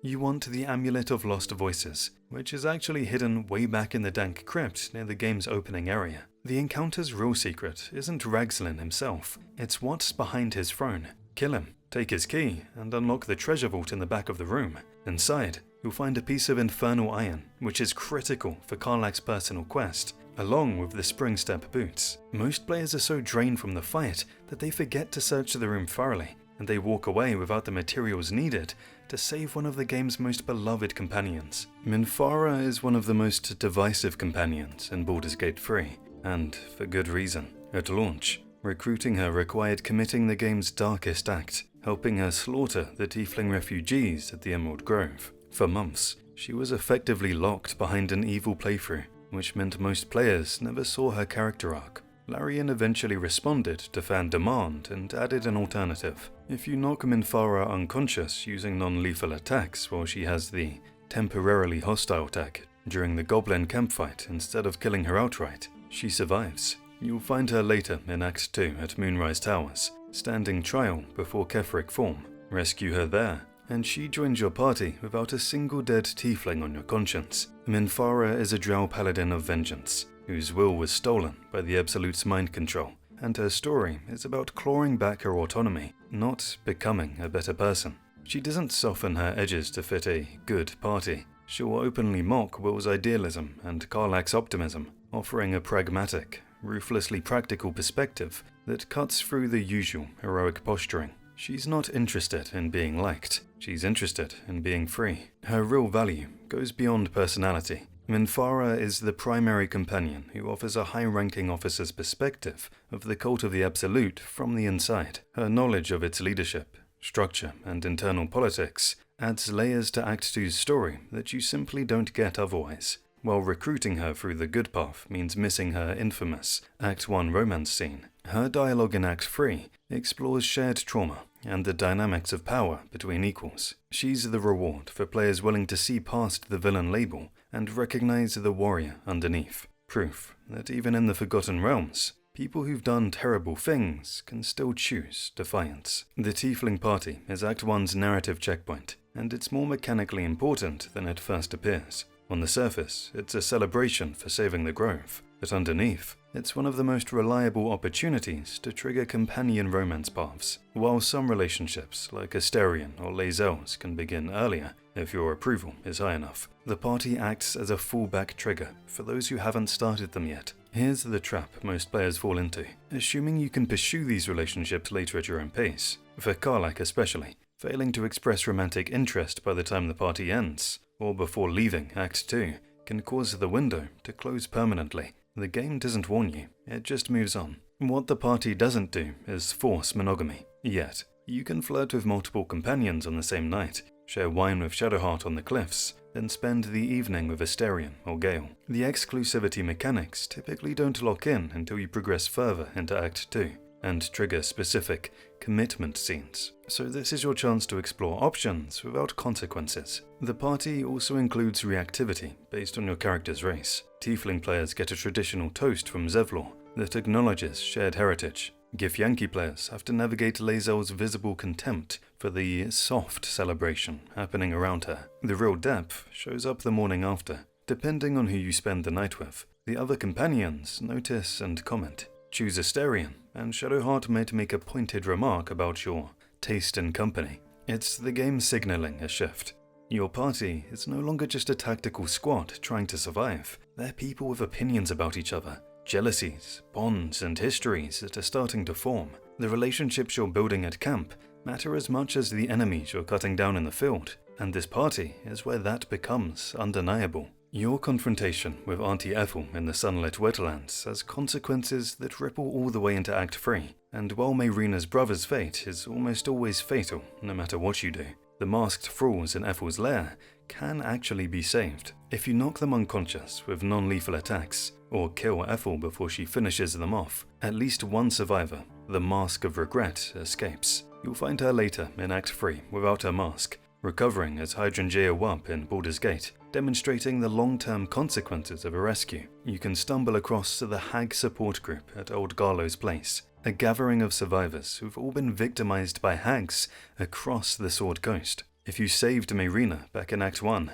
she's leading the group, though she's currently being targeted by a new hag conspiracy involving a shapeshifter hiding among the members. This questline is the only way to get to the Duelist's Prerogative, one of the best legendary rapiers in the game, and it ends with a fight that proves Auntie Ethel is far more resilient than her Act 1 encounter suggested. The real payoff for engaging with the survivors is learning about Hag's Bane. By helping the group with their research, you can craft a specialized grenade that forces a hag to vomit up anyone they've swallowed. This becomes the clean solution to the Act 3 hag quest, where a child named Vanra has been consumed. Use Hag's Bane, and you can extract her unharmed instead of having to cut her out. It's a direct reward for players who treated the Ethel storyline as more than a one-off horror encounter. Proof that paying attention to the survivor's trauma gives you an actual tactical edge against a predator who's been feeding on people for centuries. That giant phase spider boss under the Blighted Village, yeah, that guy. Well, she used to be a person,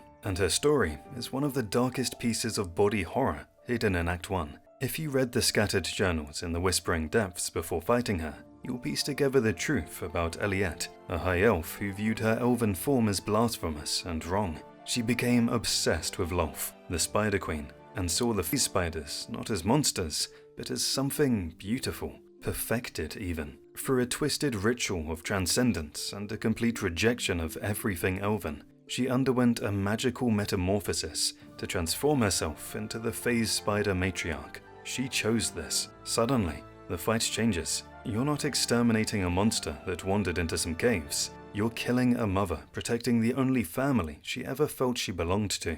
The spiders aren't her minions, they're her children. She built this place as a sanctuary, and you're tearing it apart. The worst part is that you can use non-lethal attacks to knock her out instead of killing her, but it doesn't matter. The game's mechanics treat her as dead either way. If you read her journals first, though, that fight becomes one of Act 1's most tragic encounters, a brutal reminder that in Baldur's Gate 3, one person's nightmare is another's salvation. Beneath the blighted village sits the Whispering Depths, and at its center is the Phase Spider Matriarch, one of Act 1's most brutal encounters for underleveled parties. She teleports unpredictably across the cavern, summons waves of hatchlings, and hits hard enough to down squishier characters in a single turn. Some players assume they can avoid the fight by talking to her, but as a monstrosity rather than a beast, she is immune to speak with animals. There's no negotiation here. You're in her nest, and she's hunting. The key to beating her isn't brute force. It's using the arena against her.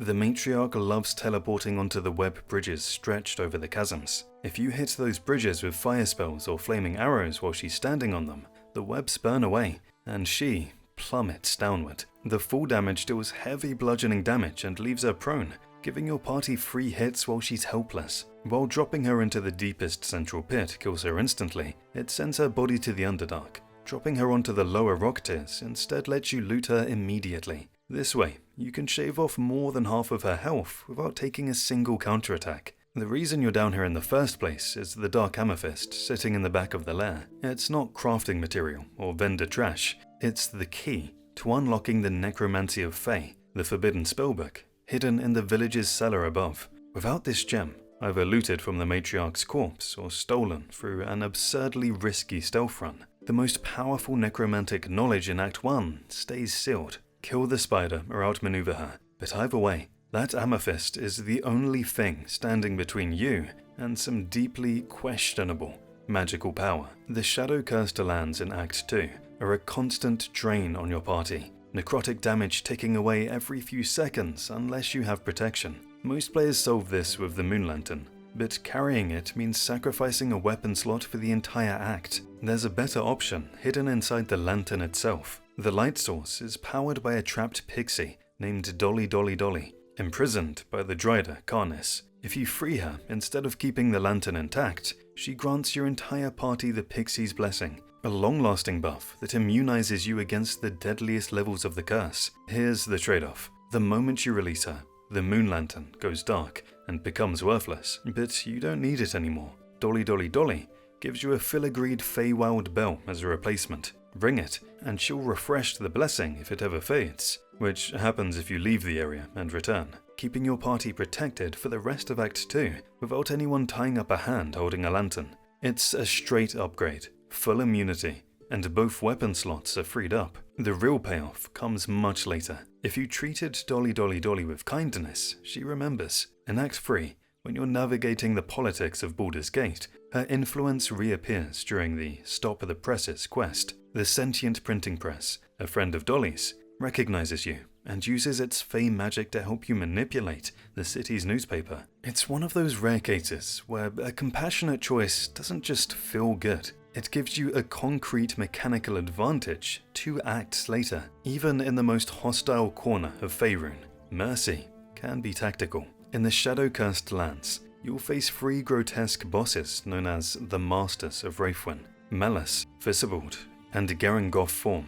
Malice Form runs the House of Healing, performing surgery that's just torture. Visibald Form is a bloated drunkard at the Waning Moon. Gerengoth Form is a gold-obsessed creature at the Toll House. But here's the twist. Each one can be defeated without landing a single attack if you know what to say. At the Waning Moon Tavern, Visibald Form challenges you to a drinking contest. If you can survive the Constitution saves and spin tales of your adventures that keep him entertained, you'll watch this bloated monstrosity literally drink himself to death, exploding in a shower of alcohol and bile. Yes, he explodes. It's just as disturbing as it sounds. The darkest encounter happens in the House of Healing with Malice Form. Through careful persuasion or religion checks, you can convince this deranged surgeon that his sisters, the undead nurses shambling around him, need more practice in Shah's twisted surgical arts. If you succeed,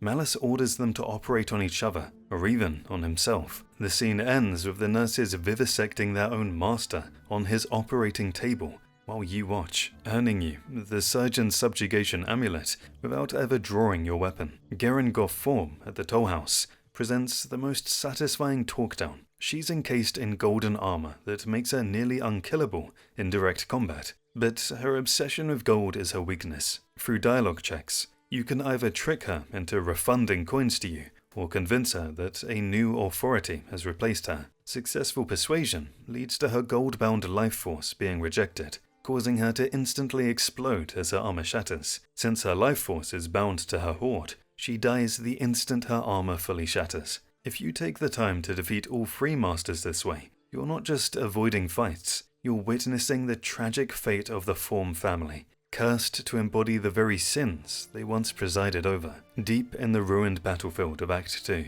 you'll stumble across a pale figure performing a ritual over a fresh corpse. He calls himself He Who Was, and while he looks like a drow, he's actually a Shader Kai, a rare servant of the Raven Queen. The corpse belongs to a woman, or rather a gold dwarf named Madeline, and he's determined to punish her soul for a betrayal that got her companions killed. Before you can proceed, you need to track down the ledger hidden in the Waning Moon Tavern, which contains the damning record of what she actually did. The quest, Punish the Wicked, puts you in the role of judge and executioner. You don't piece together the truth from dusty journals. Instead, He Who Was channels Madeline's spirit directly through his own body, letting her speak in her defense. Here's where it gets uncomfortable. If you choose mercy and forgive her, He Who Was flies into a rage and attacks you on the spot. But if you decide she deserves punishment, you can force her to experience crushing guilt, or even make her harm herself using his body as a vessel.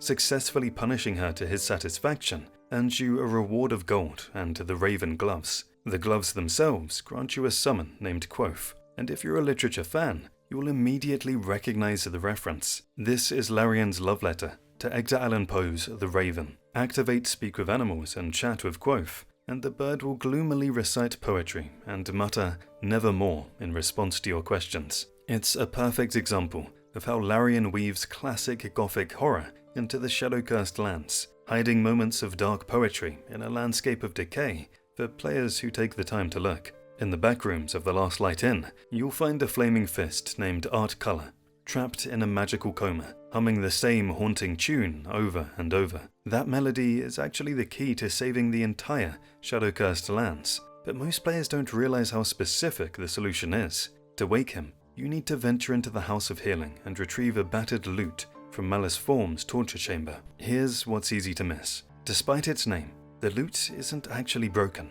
You don't need to repair it or find special strings. You just need to play it at Art's bedside, and the familiar song will snap him out of his trance. Interacting with Art, or using Speak with Dead on his spirit if he dies, is the primary way to unlock Halsin's personal quest. Once conscious, Art reveals that Faniel, the literal spirit of the land, has been trapped in the Shadowfell, and only Halsin can rescue him. This kicks off one of the game's most intense Defend the Portal sequences, where you hold off waves of shadow creatures while Halsin reaches into the darkness to pull Faniel back. If you skip Faniel's plight entirely, the consequences are brutal and permanent. You can still kill Ketheric Form and technically complete Act 2, but the shadow curse never lifts. The land stays corrupted, and Halsin abandons your party for good, choosing to remain in the rotting wilderness rather than follow you to Baldur's Gate. It's one of the harshest reminders in Baldur's Gate 3 that being a hero isn't just about defeating the big bad, it's about stopping to listen to the broken people they left behind. The Last Light Inn feels like a safe haven in Act 2,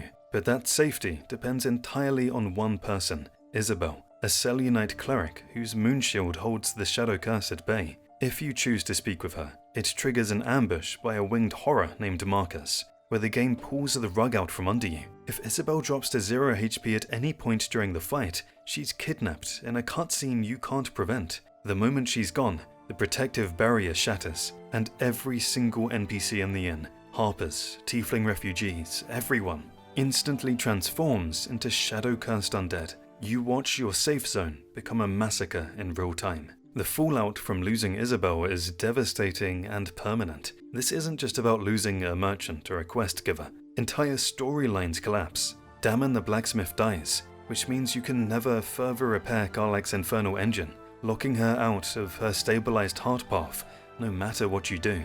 The tiefling refugees you spent all of Act 1 protecting, you're now forced to cut them down as mindless monsters. The only NPC you can potentially save is Jaheira, but you must actively fight alongside her to ensure she survives the subsequent battle against her former harpers. To survive this encounter, you need to treat Isabel like a VIP escort mission. Forget about focusing damage on markers. Your entire strategy should revolve around keeping Isabel alive. Cast Sanctuary or Shield of Faith on her immediately, and position your tankiest characters to physically block the doorway and stairs leading to her balcony. Saving Isabel doesn't just preserve the inn, it ensures the alliances you've built since the Emerald Grove survive into Act 3, where both Isabel and the legendary High Harper Jaheira become invaluable allies in your final battle against the Absolute. The main antagonist of Act 2, Kefric Form, is immortal. You can kill him, and he'll just stand back up. This isn't a bug, it's built into his character. It's a lore-accurate demonstration of his pact with Merkel,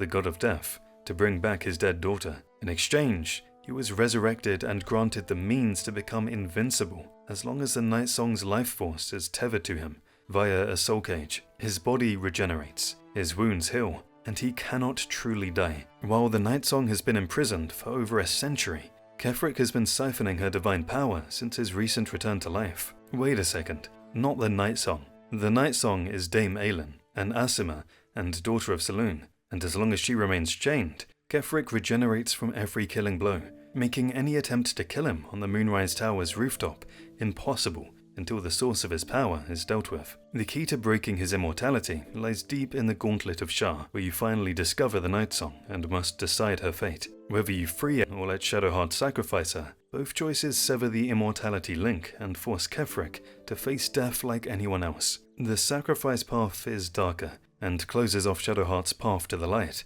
but it still works mechanically. Freeing Aelin, however, is the only way to bring her into the final battle as an ally, where she descends into the Mindflayer colony like an avenging angel to unleash a century of pent-up fury on her captor. Once his immortality is gone, the real fight begins, and it's a two-stage confrontation that serves as Act 2's ultimate test. You battle Kefric on the Moonrise rooftop to force his retreat, chase him down into the Mindflayer colony beneath, and watch as he finally surrenders his broken body to Merkel himself, transforming into the Apostle of Merkel, a colossal skeletal avatar of death that can finally be destroyed. On the first floor of Moonrise Towers, there's a blood-stained laboratory that most players assume is just another creepy set piece. But if you interact with a specific row of books on the shelves and insert a human heart into the ancient altar, a hidden bookcase swings open to reveal Balthazar's real workshop. Inside this secret sanctum,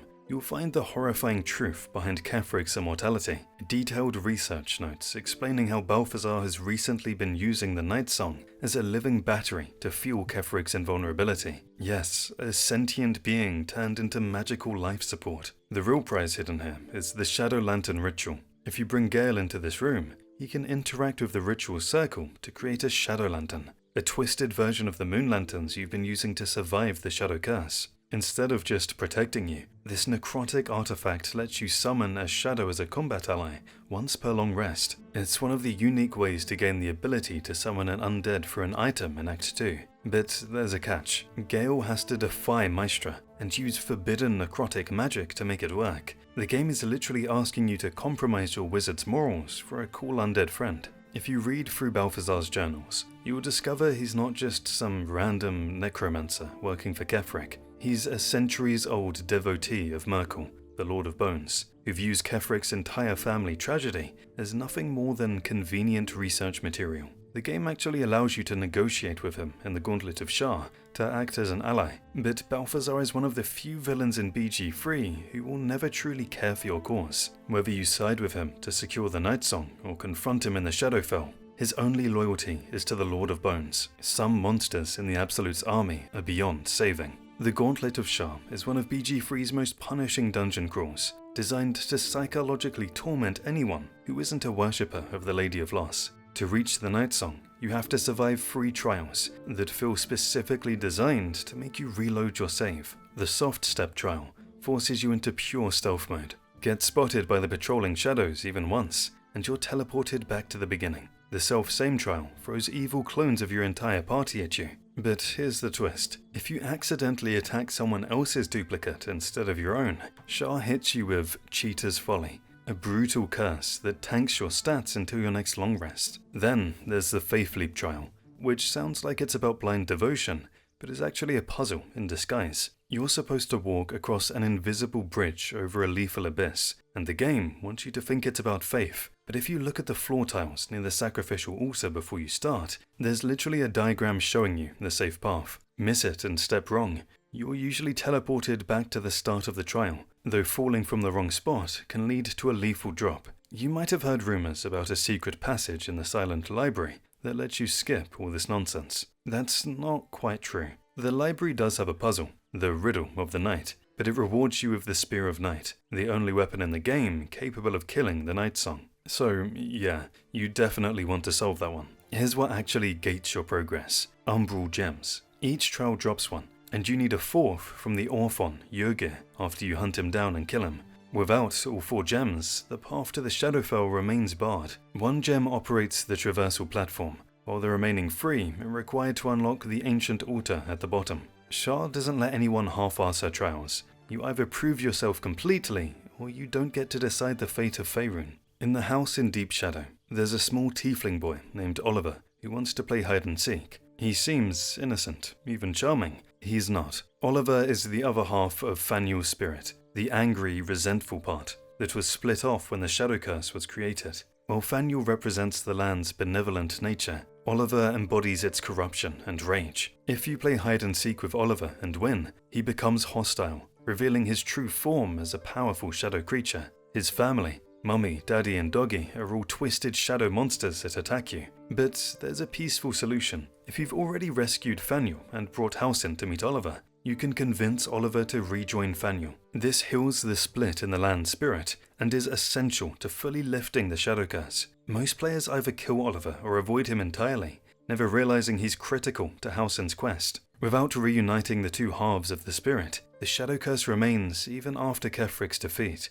What makes this quest brilliant is how it's hidden in plain sight. Oliver seems like a random encounter, a bit of environmental storytelling, but he's actually the key to one of Act 2's most important storylines. Beneath Moonrise Towers, you'll descend into the Mindflayer colony, and what you discover there changes everything. The Absolute you've been chasing all this time, it's not a god at all. It's an Elder Brain that's been enslaved by the dead free using the Crown of Karsus, an artifact of staggering ancient power. The colony itself is a nightmare factory of brine pools and transformation pots, but the real punch in the gut comes in the tadpoling center. Here, you can find people trapped mid-transformation into mindflayers, their bodies already twisting. You have to decide what to do: purge the pods to kill them, or release them, which frees allies like Zevlor to fight alongside you against the mindflayers that emerge. The fight with Kefric form at the bottom of the colony is where Act 2 reaches its peak. After you beat him once, he doesn't stay down.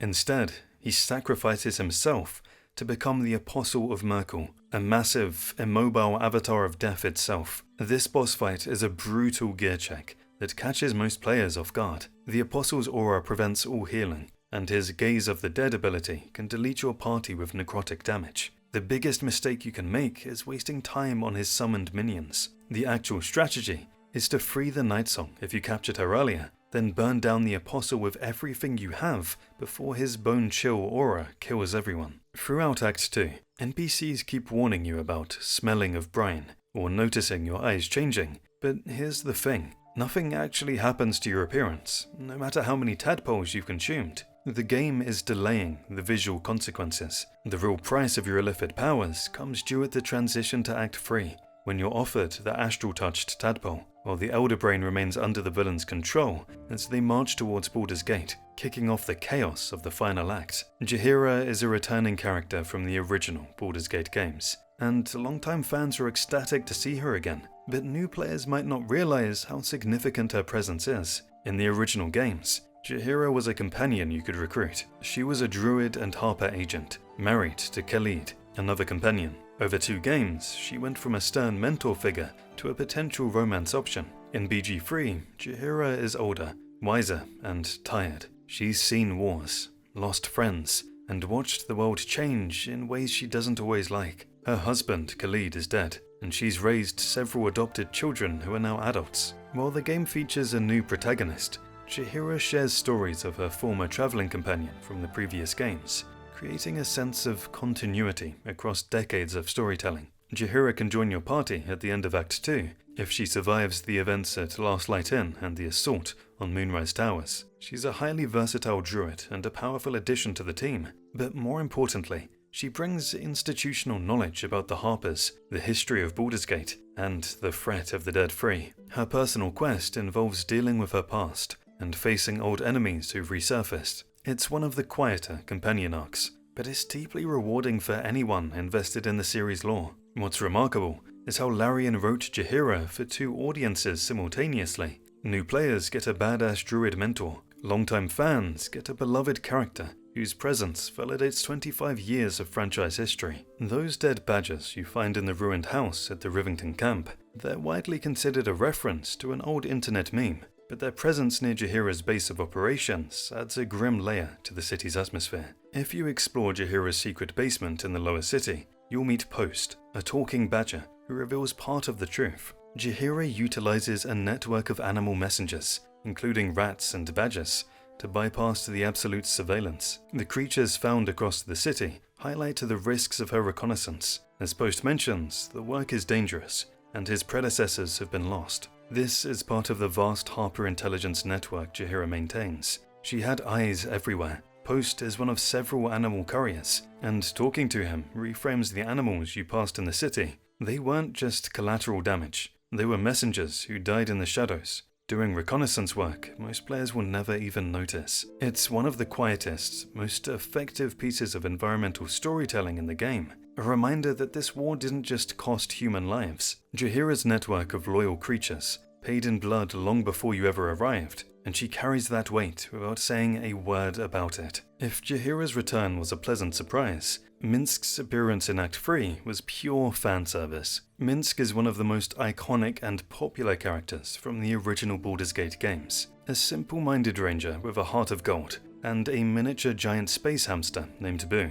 Minsk speaks in third person, describes himself as a hero, and insists Boo is a magical creature, a claim supported by the hamster's uncanny intelligence and longevity. He's ridiculous, earnest, and utterly charming. In BG3, Minsk has been petrified for nearly a century. He spent decades as a statue in the city's marketplace, before being accidentally restored to flesh and eventually captured by the Cult of the Absolute. When you free him from their control, he wakes up confused, but immediately ready to continue his heroic quest. What's brilliant is that being petrified explains why Minsk hasn't aged. He's still the same naive warrior he was 100 years ago, completely unaware that the world has moved on without him. Recruiting Minsk requires completing a specific questline in Act 3 involving the Zentarum and a shape-shifting conspiracy, and you must have Jaheira with you to succeed. It's easy to miss if you don't know where to look, and most players finish the game without ever meeting him. If you do recruit him, Minsk brings unique dialogue, combat abilities, and, of course, Boo. The hamster actually has combat abilities, and can be summoned during fights, which is as absurd as it looks. Minsk also provides commentary on modern Baldur's Gate, comparing it to the city he remembers. His observations are both funny and poignant, highlighting how much has changed while his simple worldview remains constant. There's a vegetable cart vendor in the lower city markets named Giza Loris, and his entire existence is a love letter to Avatar, the Last Airbender's most tragic character. When you first find him, his cart is already overturned with cabbages scattered across the cobblestones, a perfect recreation of the cabbage man's eternal suffering. And he says, and I'm not making this up, "You're one of those monastic types. Stay clear of my cabbages. Your sword has done enough damage as it is." He says this particular sentence only if you're playing the monk class, because, you know, Aang was a monk. But the real magic happens if you start a fight near his stall, or just decide to be a complete menace and smash his remaining crates. Loris lets out a high-pitched, soul-crushing wail, "My cabbages!" It's delivered with the exact same dramatic energy as the original show, and it's impossible not to laugh. It's such a small, stupid detail in a city packed with apocalyptic threats and mind flayer conspiracies, Larian could have filled Act 3 with nothing but grim lore and traumatic backstories, but instead, they made sure a random NPC could reference a 20-year-old animated series about a guy who just wants to sell vegetables in peace. Completely ridiculous. Deep in Act 3, you can pull off one of the game's most audacious heists, breaking into the House of Hope, Raphael's personal mansion floating in the hellscape of Avernus. Getting there requires either cutting a deal with Helsik, a diabolist running the Devil's Fee shop, or robbing her for the ritual components. The entire dungeon is technically optional, but there's a catch. It's the only way to get the Orphic Hammer without selling your soul to Raphael in a contract you definitely don't want to sign. Once inside, you discover the house's darkest secret, Hope, a dwarf cleric who isn't some abstract concept, but an actual prisoner chained in Raphael's basement. She's the sister of Corilla, one of Raphael's servants you've encountered throughout the game. Despite being literally shackled in the depths, Hope's willpower is so powerful that she can project herself throughout the mansion to guide you. If you use the Orphic Hammer to free her before leaving, she becomes a temporary companion for the final confrontation with Raphael himself. And that fight is absolutely legendary. Why? Because Raphael literally sings his own villain song during combat.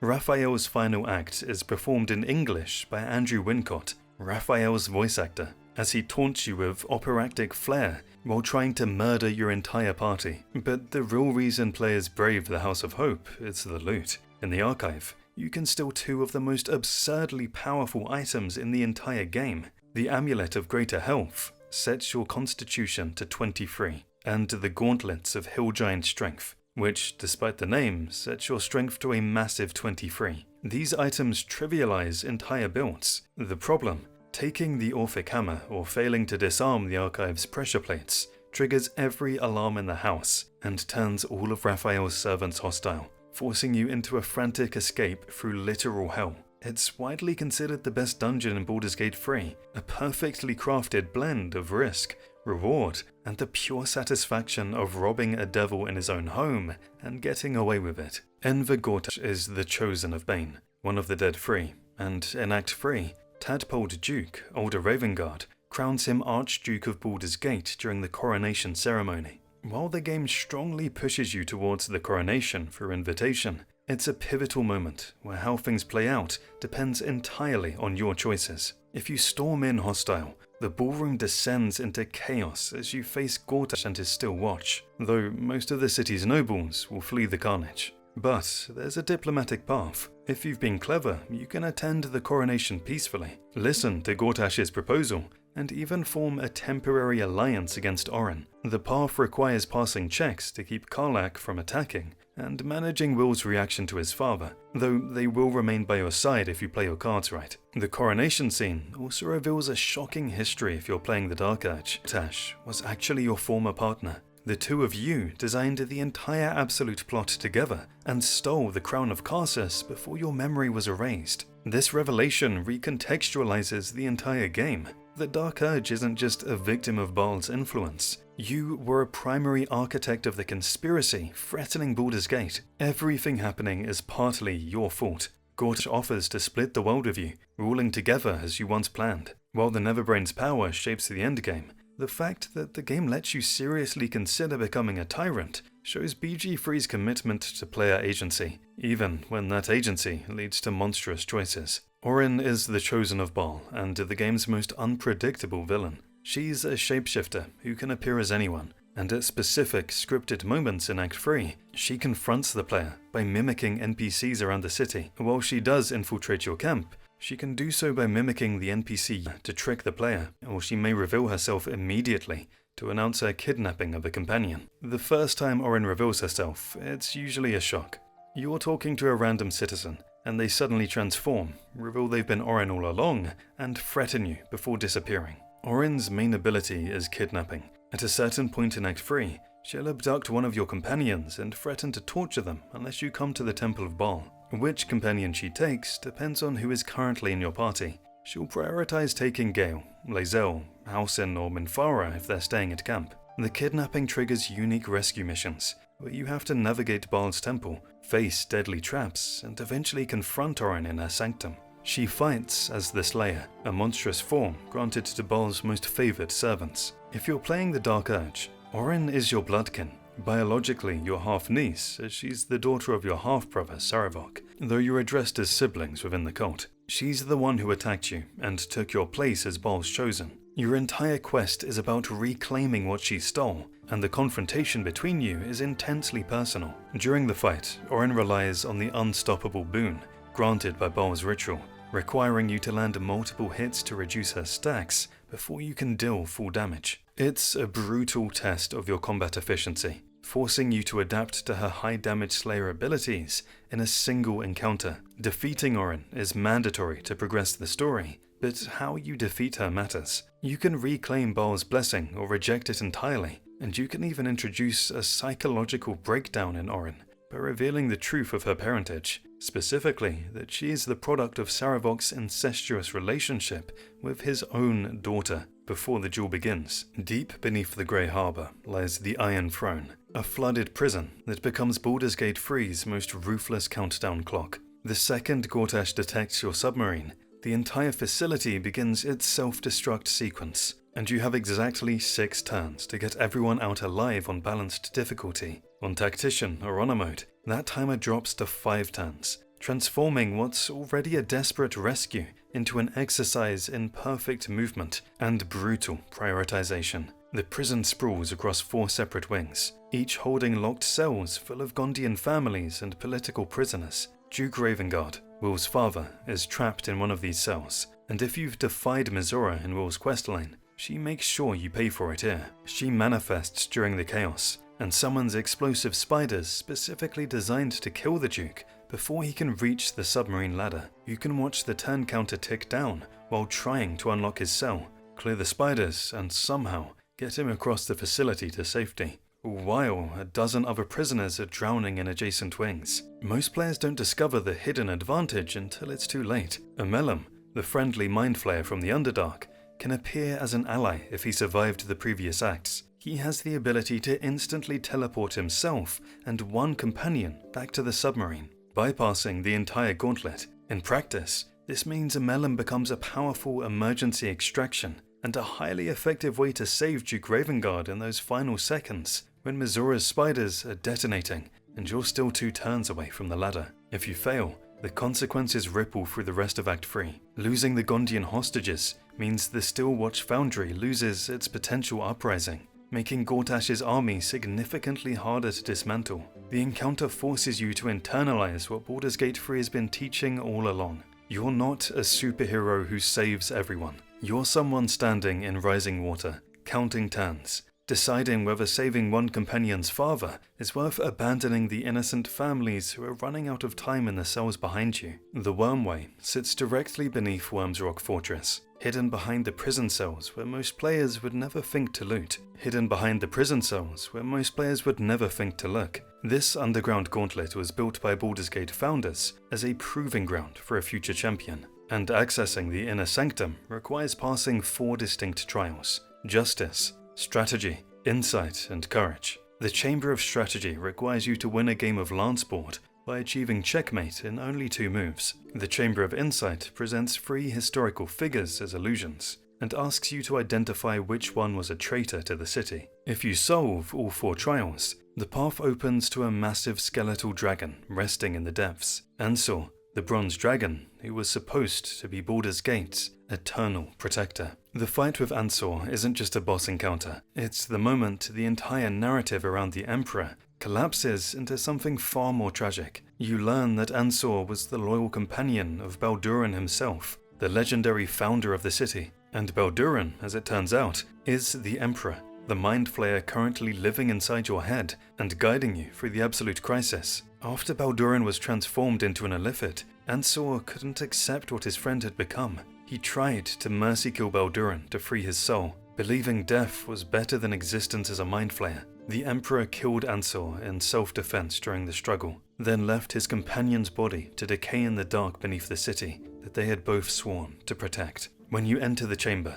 you're not facing Ansor as he was in life. You're fighting his reanimated skeleton, a creature animated purely by rage and betrayal, fixated entirely on destroying the Emperor. The dragon doesn't care that you're the one standing in front of him. He attacks because the Emperor is in your mind, and that's close enough. Winning the fight grants you two of Act 3's most powerful items, Baldur's Giant Slayer, a legendary greatsword, and the Helm of Baldur. The helm is best in slot for any frontline character, providing immunity to critical hits and being stunned, while passively healing you throughout combat. But the real reward isn't the loot, it's the way the quest reframes everything you thought you understood about the Emperor. You're left to decide whether his killing of Ansor was survival, a newly transformed Illithid defending himself against someone who couldn't let go, or whether it was proof that the person Baldurin used to be died the moment the tadpole took root. The wormway doesn't give you an answer, it just shows you the dragon's corpse, and asks what you're willing to believe about the voice in your head. Throughout the game, the Emperor claims to be helping you resist the Absolute and maintain your free will. He presents himself as an ally, a fellow victim of Mind Flayer transformation who wants to stop the Neverbrain. The truth is more complicated. The Emperor is Baldur, the legendary founder of Baldur's Gate. He was a famous adventurer who explored the world and eventually founded the city that bears his name. But centuries after his adventures began, Baldur was captured by Mind Flayers, infected with a parasite, and underwent ceremorphosis. He became a Mind Flayer, but retained his memories and identity, a rare phenomenon known in lore as an adversary. As the Emperor, he spent years manipulating Baldur's Gate from the shadows. He controlled the Knights of the Shield through a psychic link with Duke Stelman,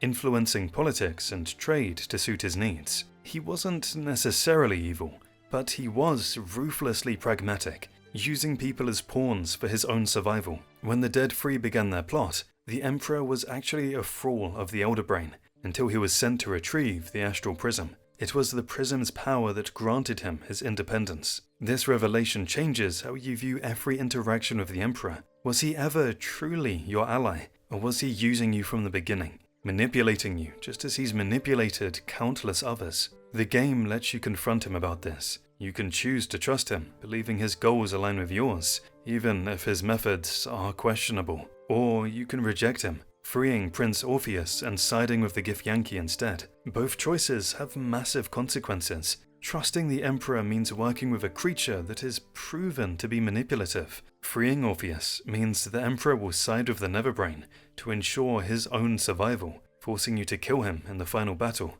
There's no clear right answer, and it's that moral complexity that makes his character so brilliant. The final battle of BG3 takes place atop the Neverbrain itself. You climb onto the creature's massive skull while it rampages through Baldur's Gate, destroying buildings and spawning Mind Flayers. This sequence is visually spectacular. The city burns around you, people scream, dragons fight in the sky, and your companions make their final stands. It's the culmination of everything you've worked toward. But the battle itself isn't the most interesting part, the choice at the end is. Once you reach the brain's psyche, you use the Neverstones to decide the fate of the Crown of Karsus. You can command the brain to destroy itself and all the tadpoles, freeing everyone from the Absolute's control and ending the threat forever. Or you can use it. If you choose to betray your own allies, you can dominate the Neverbrain, enslaving it to your will. This gives you control over an army of Mind Flayers and the power to rule as an absolute dictator. The game doesn't stop you,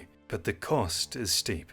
Your companions are immediately enthralled to your will as mindless thralls, losing their autonomy entirely as you take the throne. While you cannot convince most companions to take the power for themselves, you must decide if you, the Emperor, or a Mind Flayer transformed ally, will be the one to wield the stones. Each major path leads to vastly different ending cinematics and epilogues. While Larian noted there are roughly 17,000 permutations of the game ending states, these represent the many subtle variations and combinations of world states and companion fates that echo throughout the final scenes. This commitment to reactivity is what makes BG3 special. Your choices matter, not just in the moment, but in how they culminate in an ending that reflects the character you chose to be. If you played as the Dark Urge, or Dirge if you'd rather call it that, and chose specific paths, your epilogue is dramatically different from a normal playthrough. While a standard character story ends with the celebration or a quiet reflection on the journey,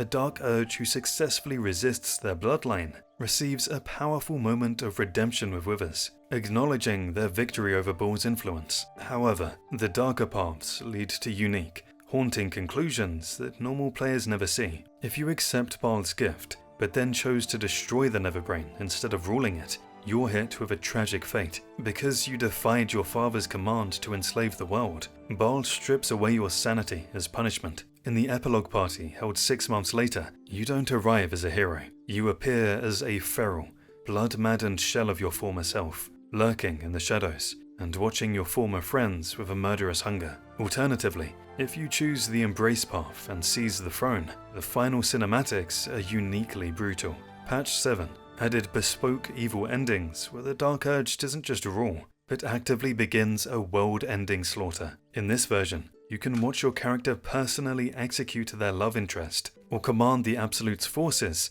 to systemically purge all life in Baldur's Gate in a lake of blood. Even the dialogue in the final moments changes. While a normal character might say, "in my name," when claiming the brain, a loyal Dark Urge proclaims, "in Baal's name," signaling that you are merely a vessel for the God of Murder's ultimate plan to leave the world a silent, lifeless tomb. As you reach the end of your 100-hour journey, there's a deeply personal secret hidden in the game's mirrors that many players have discovered. Scattered throughout the world, in the Zentrim hideout, in the Upper City's grand estates, and beyond, you will find mirrors you can examine. The narrator usually makes passing observations about your character's appearance, noting the wear and tear of your adventures, but sometimes your character's internal dialogue will reflect something different. Still me, despite everything. That phrase is a direct tribute to the 2015 indie masterpiece Undertale, which features the nearly identical line, "Despite everything, it's still you," during its emotional climax.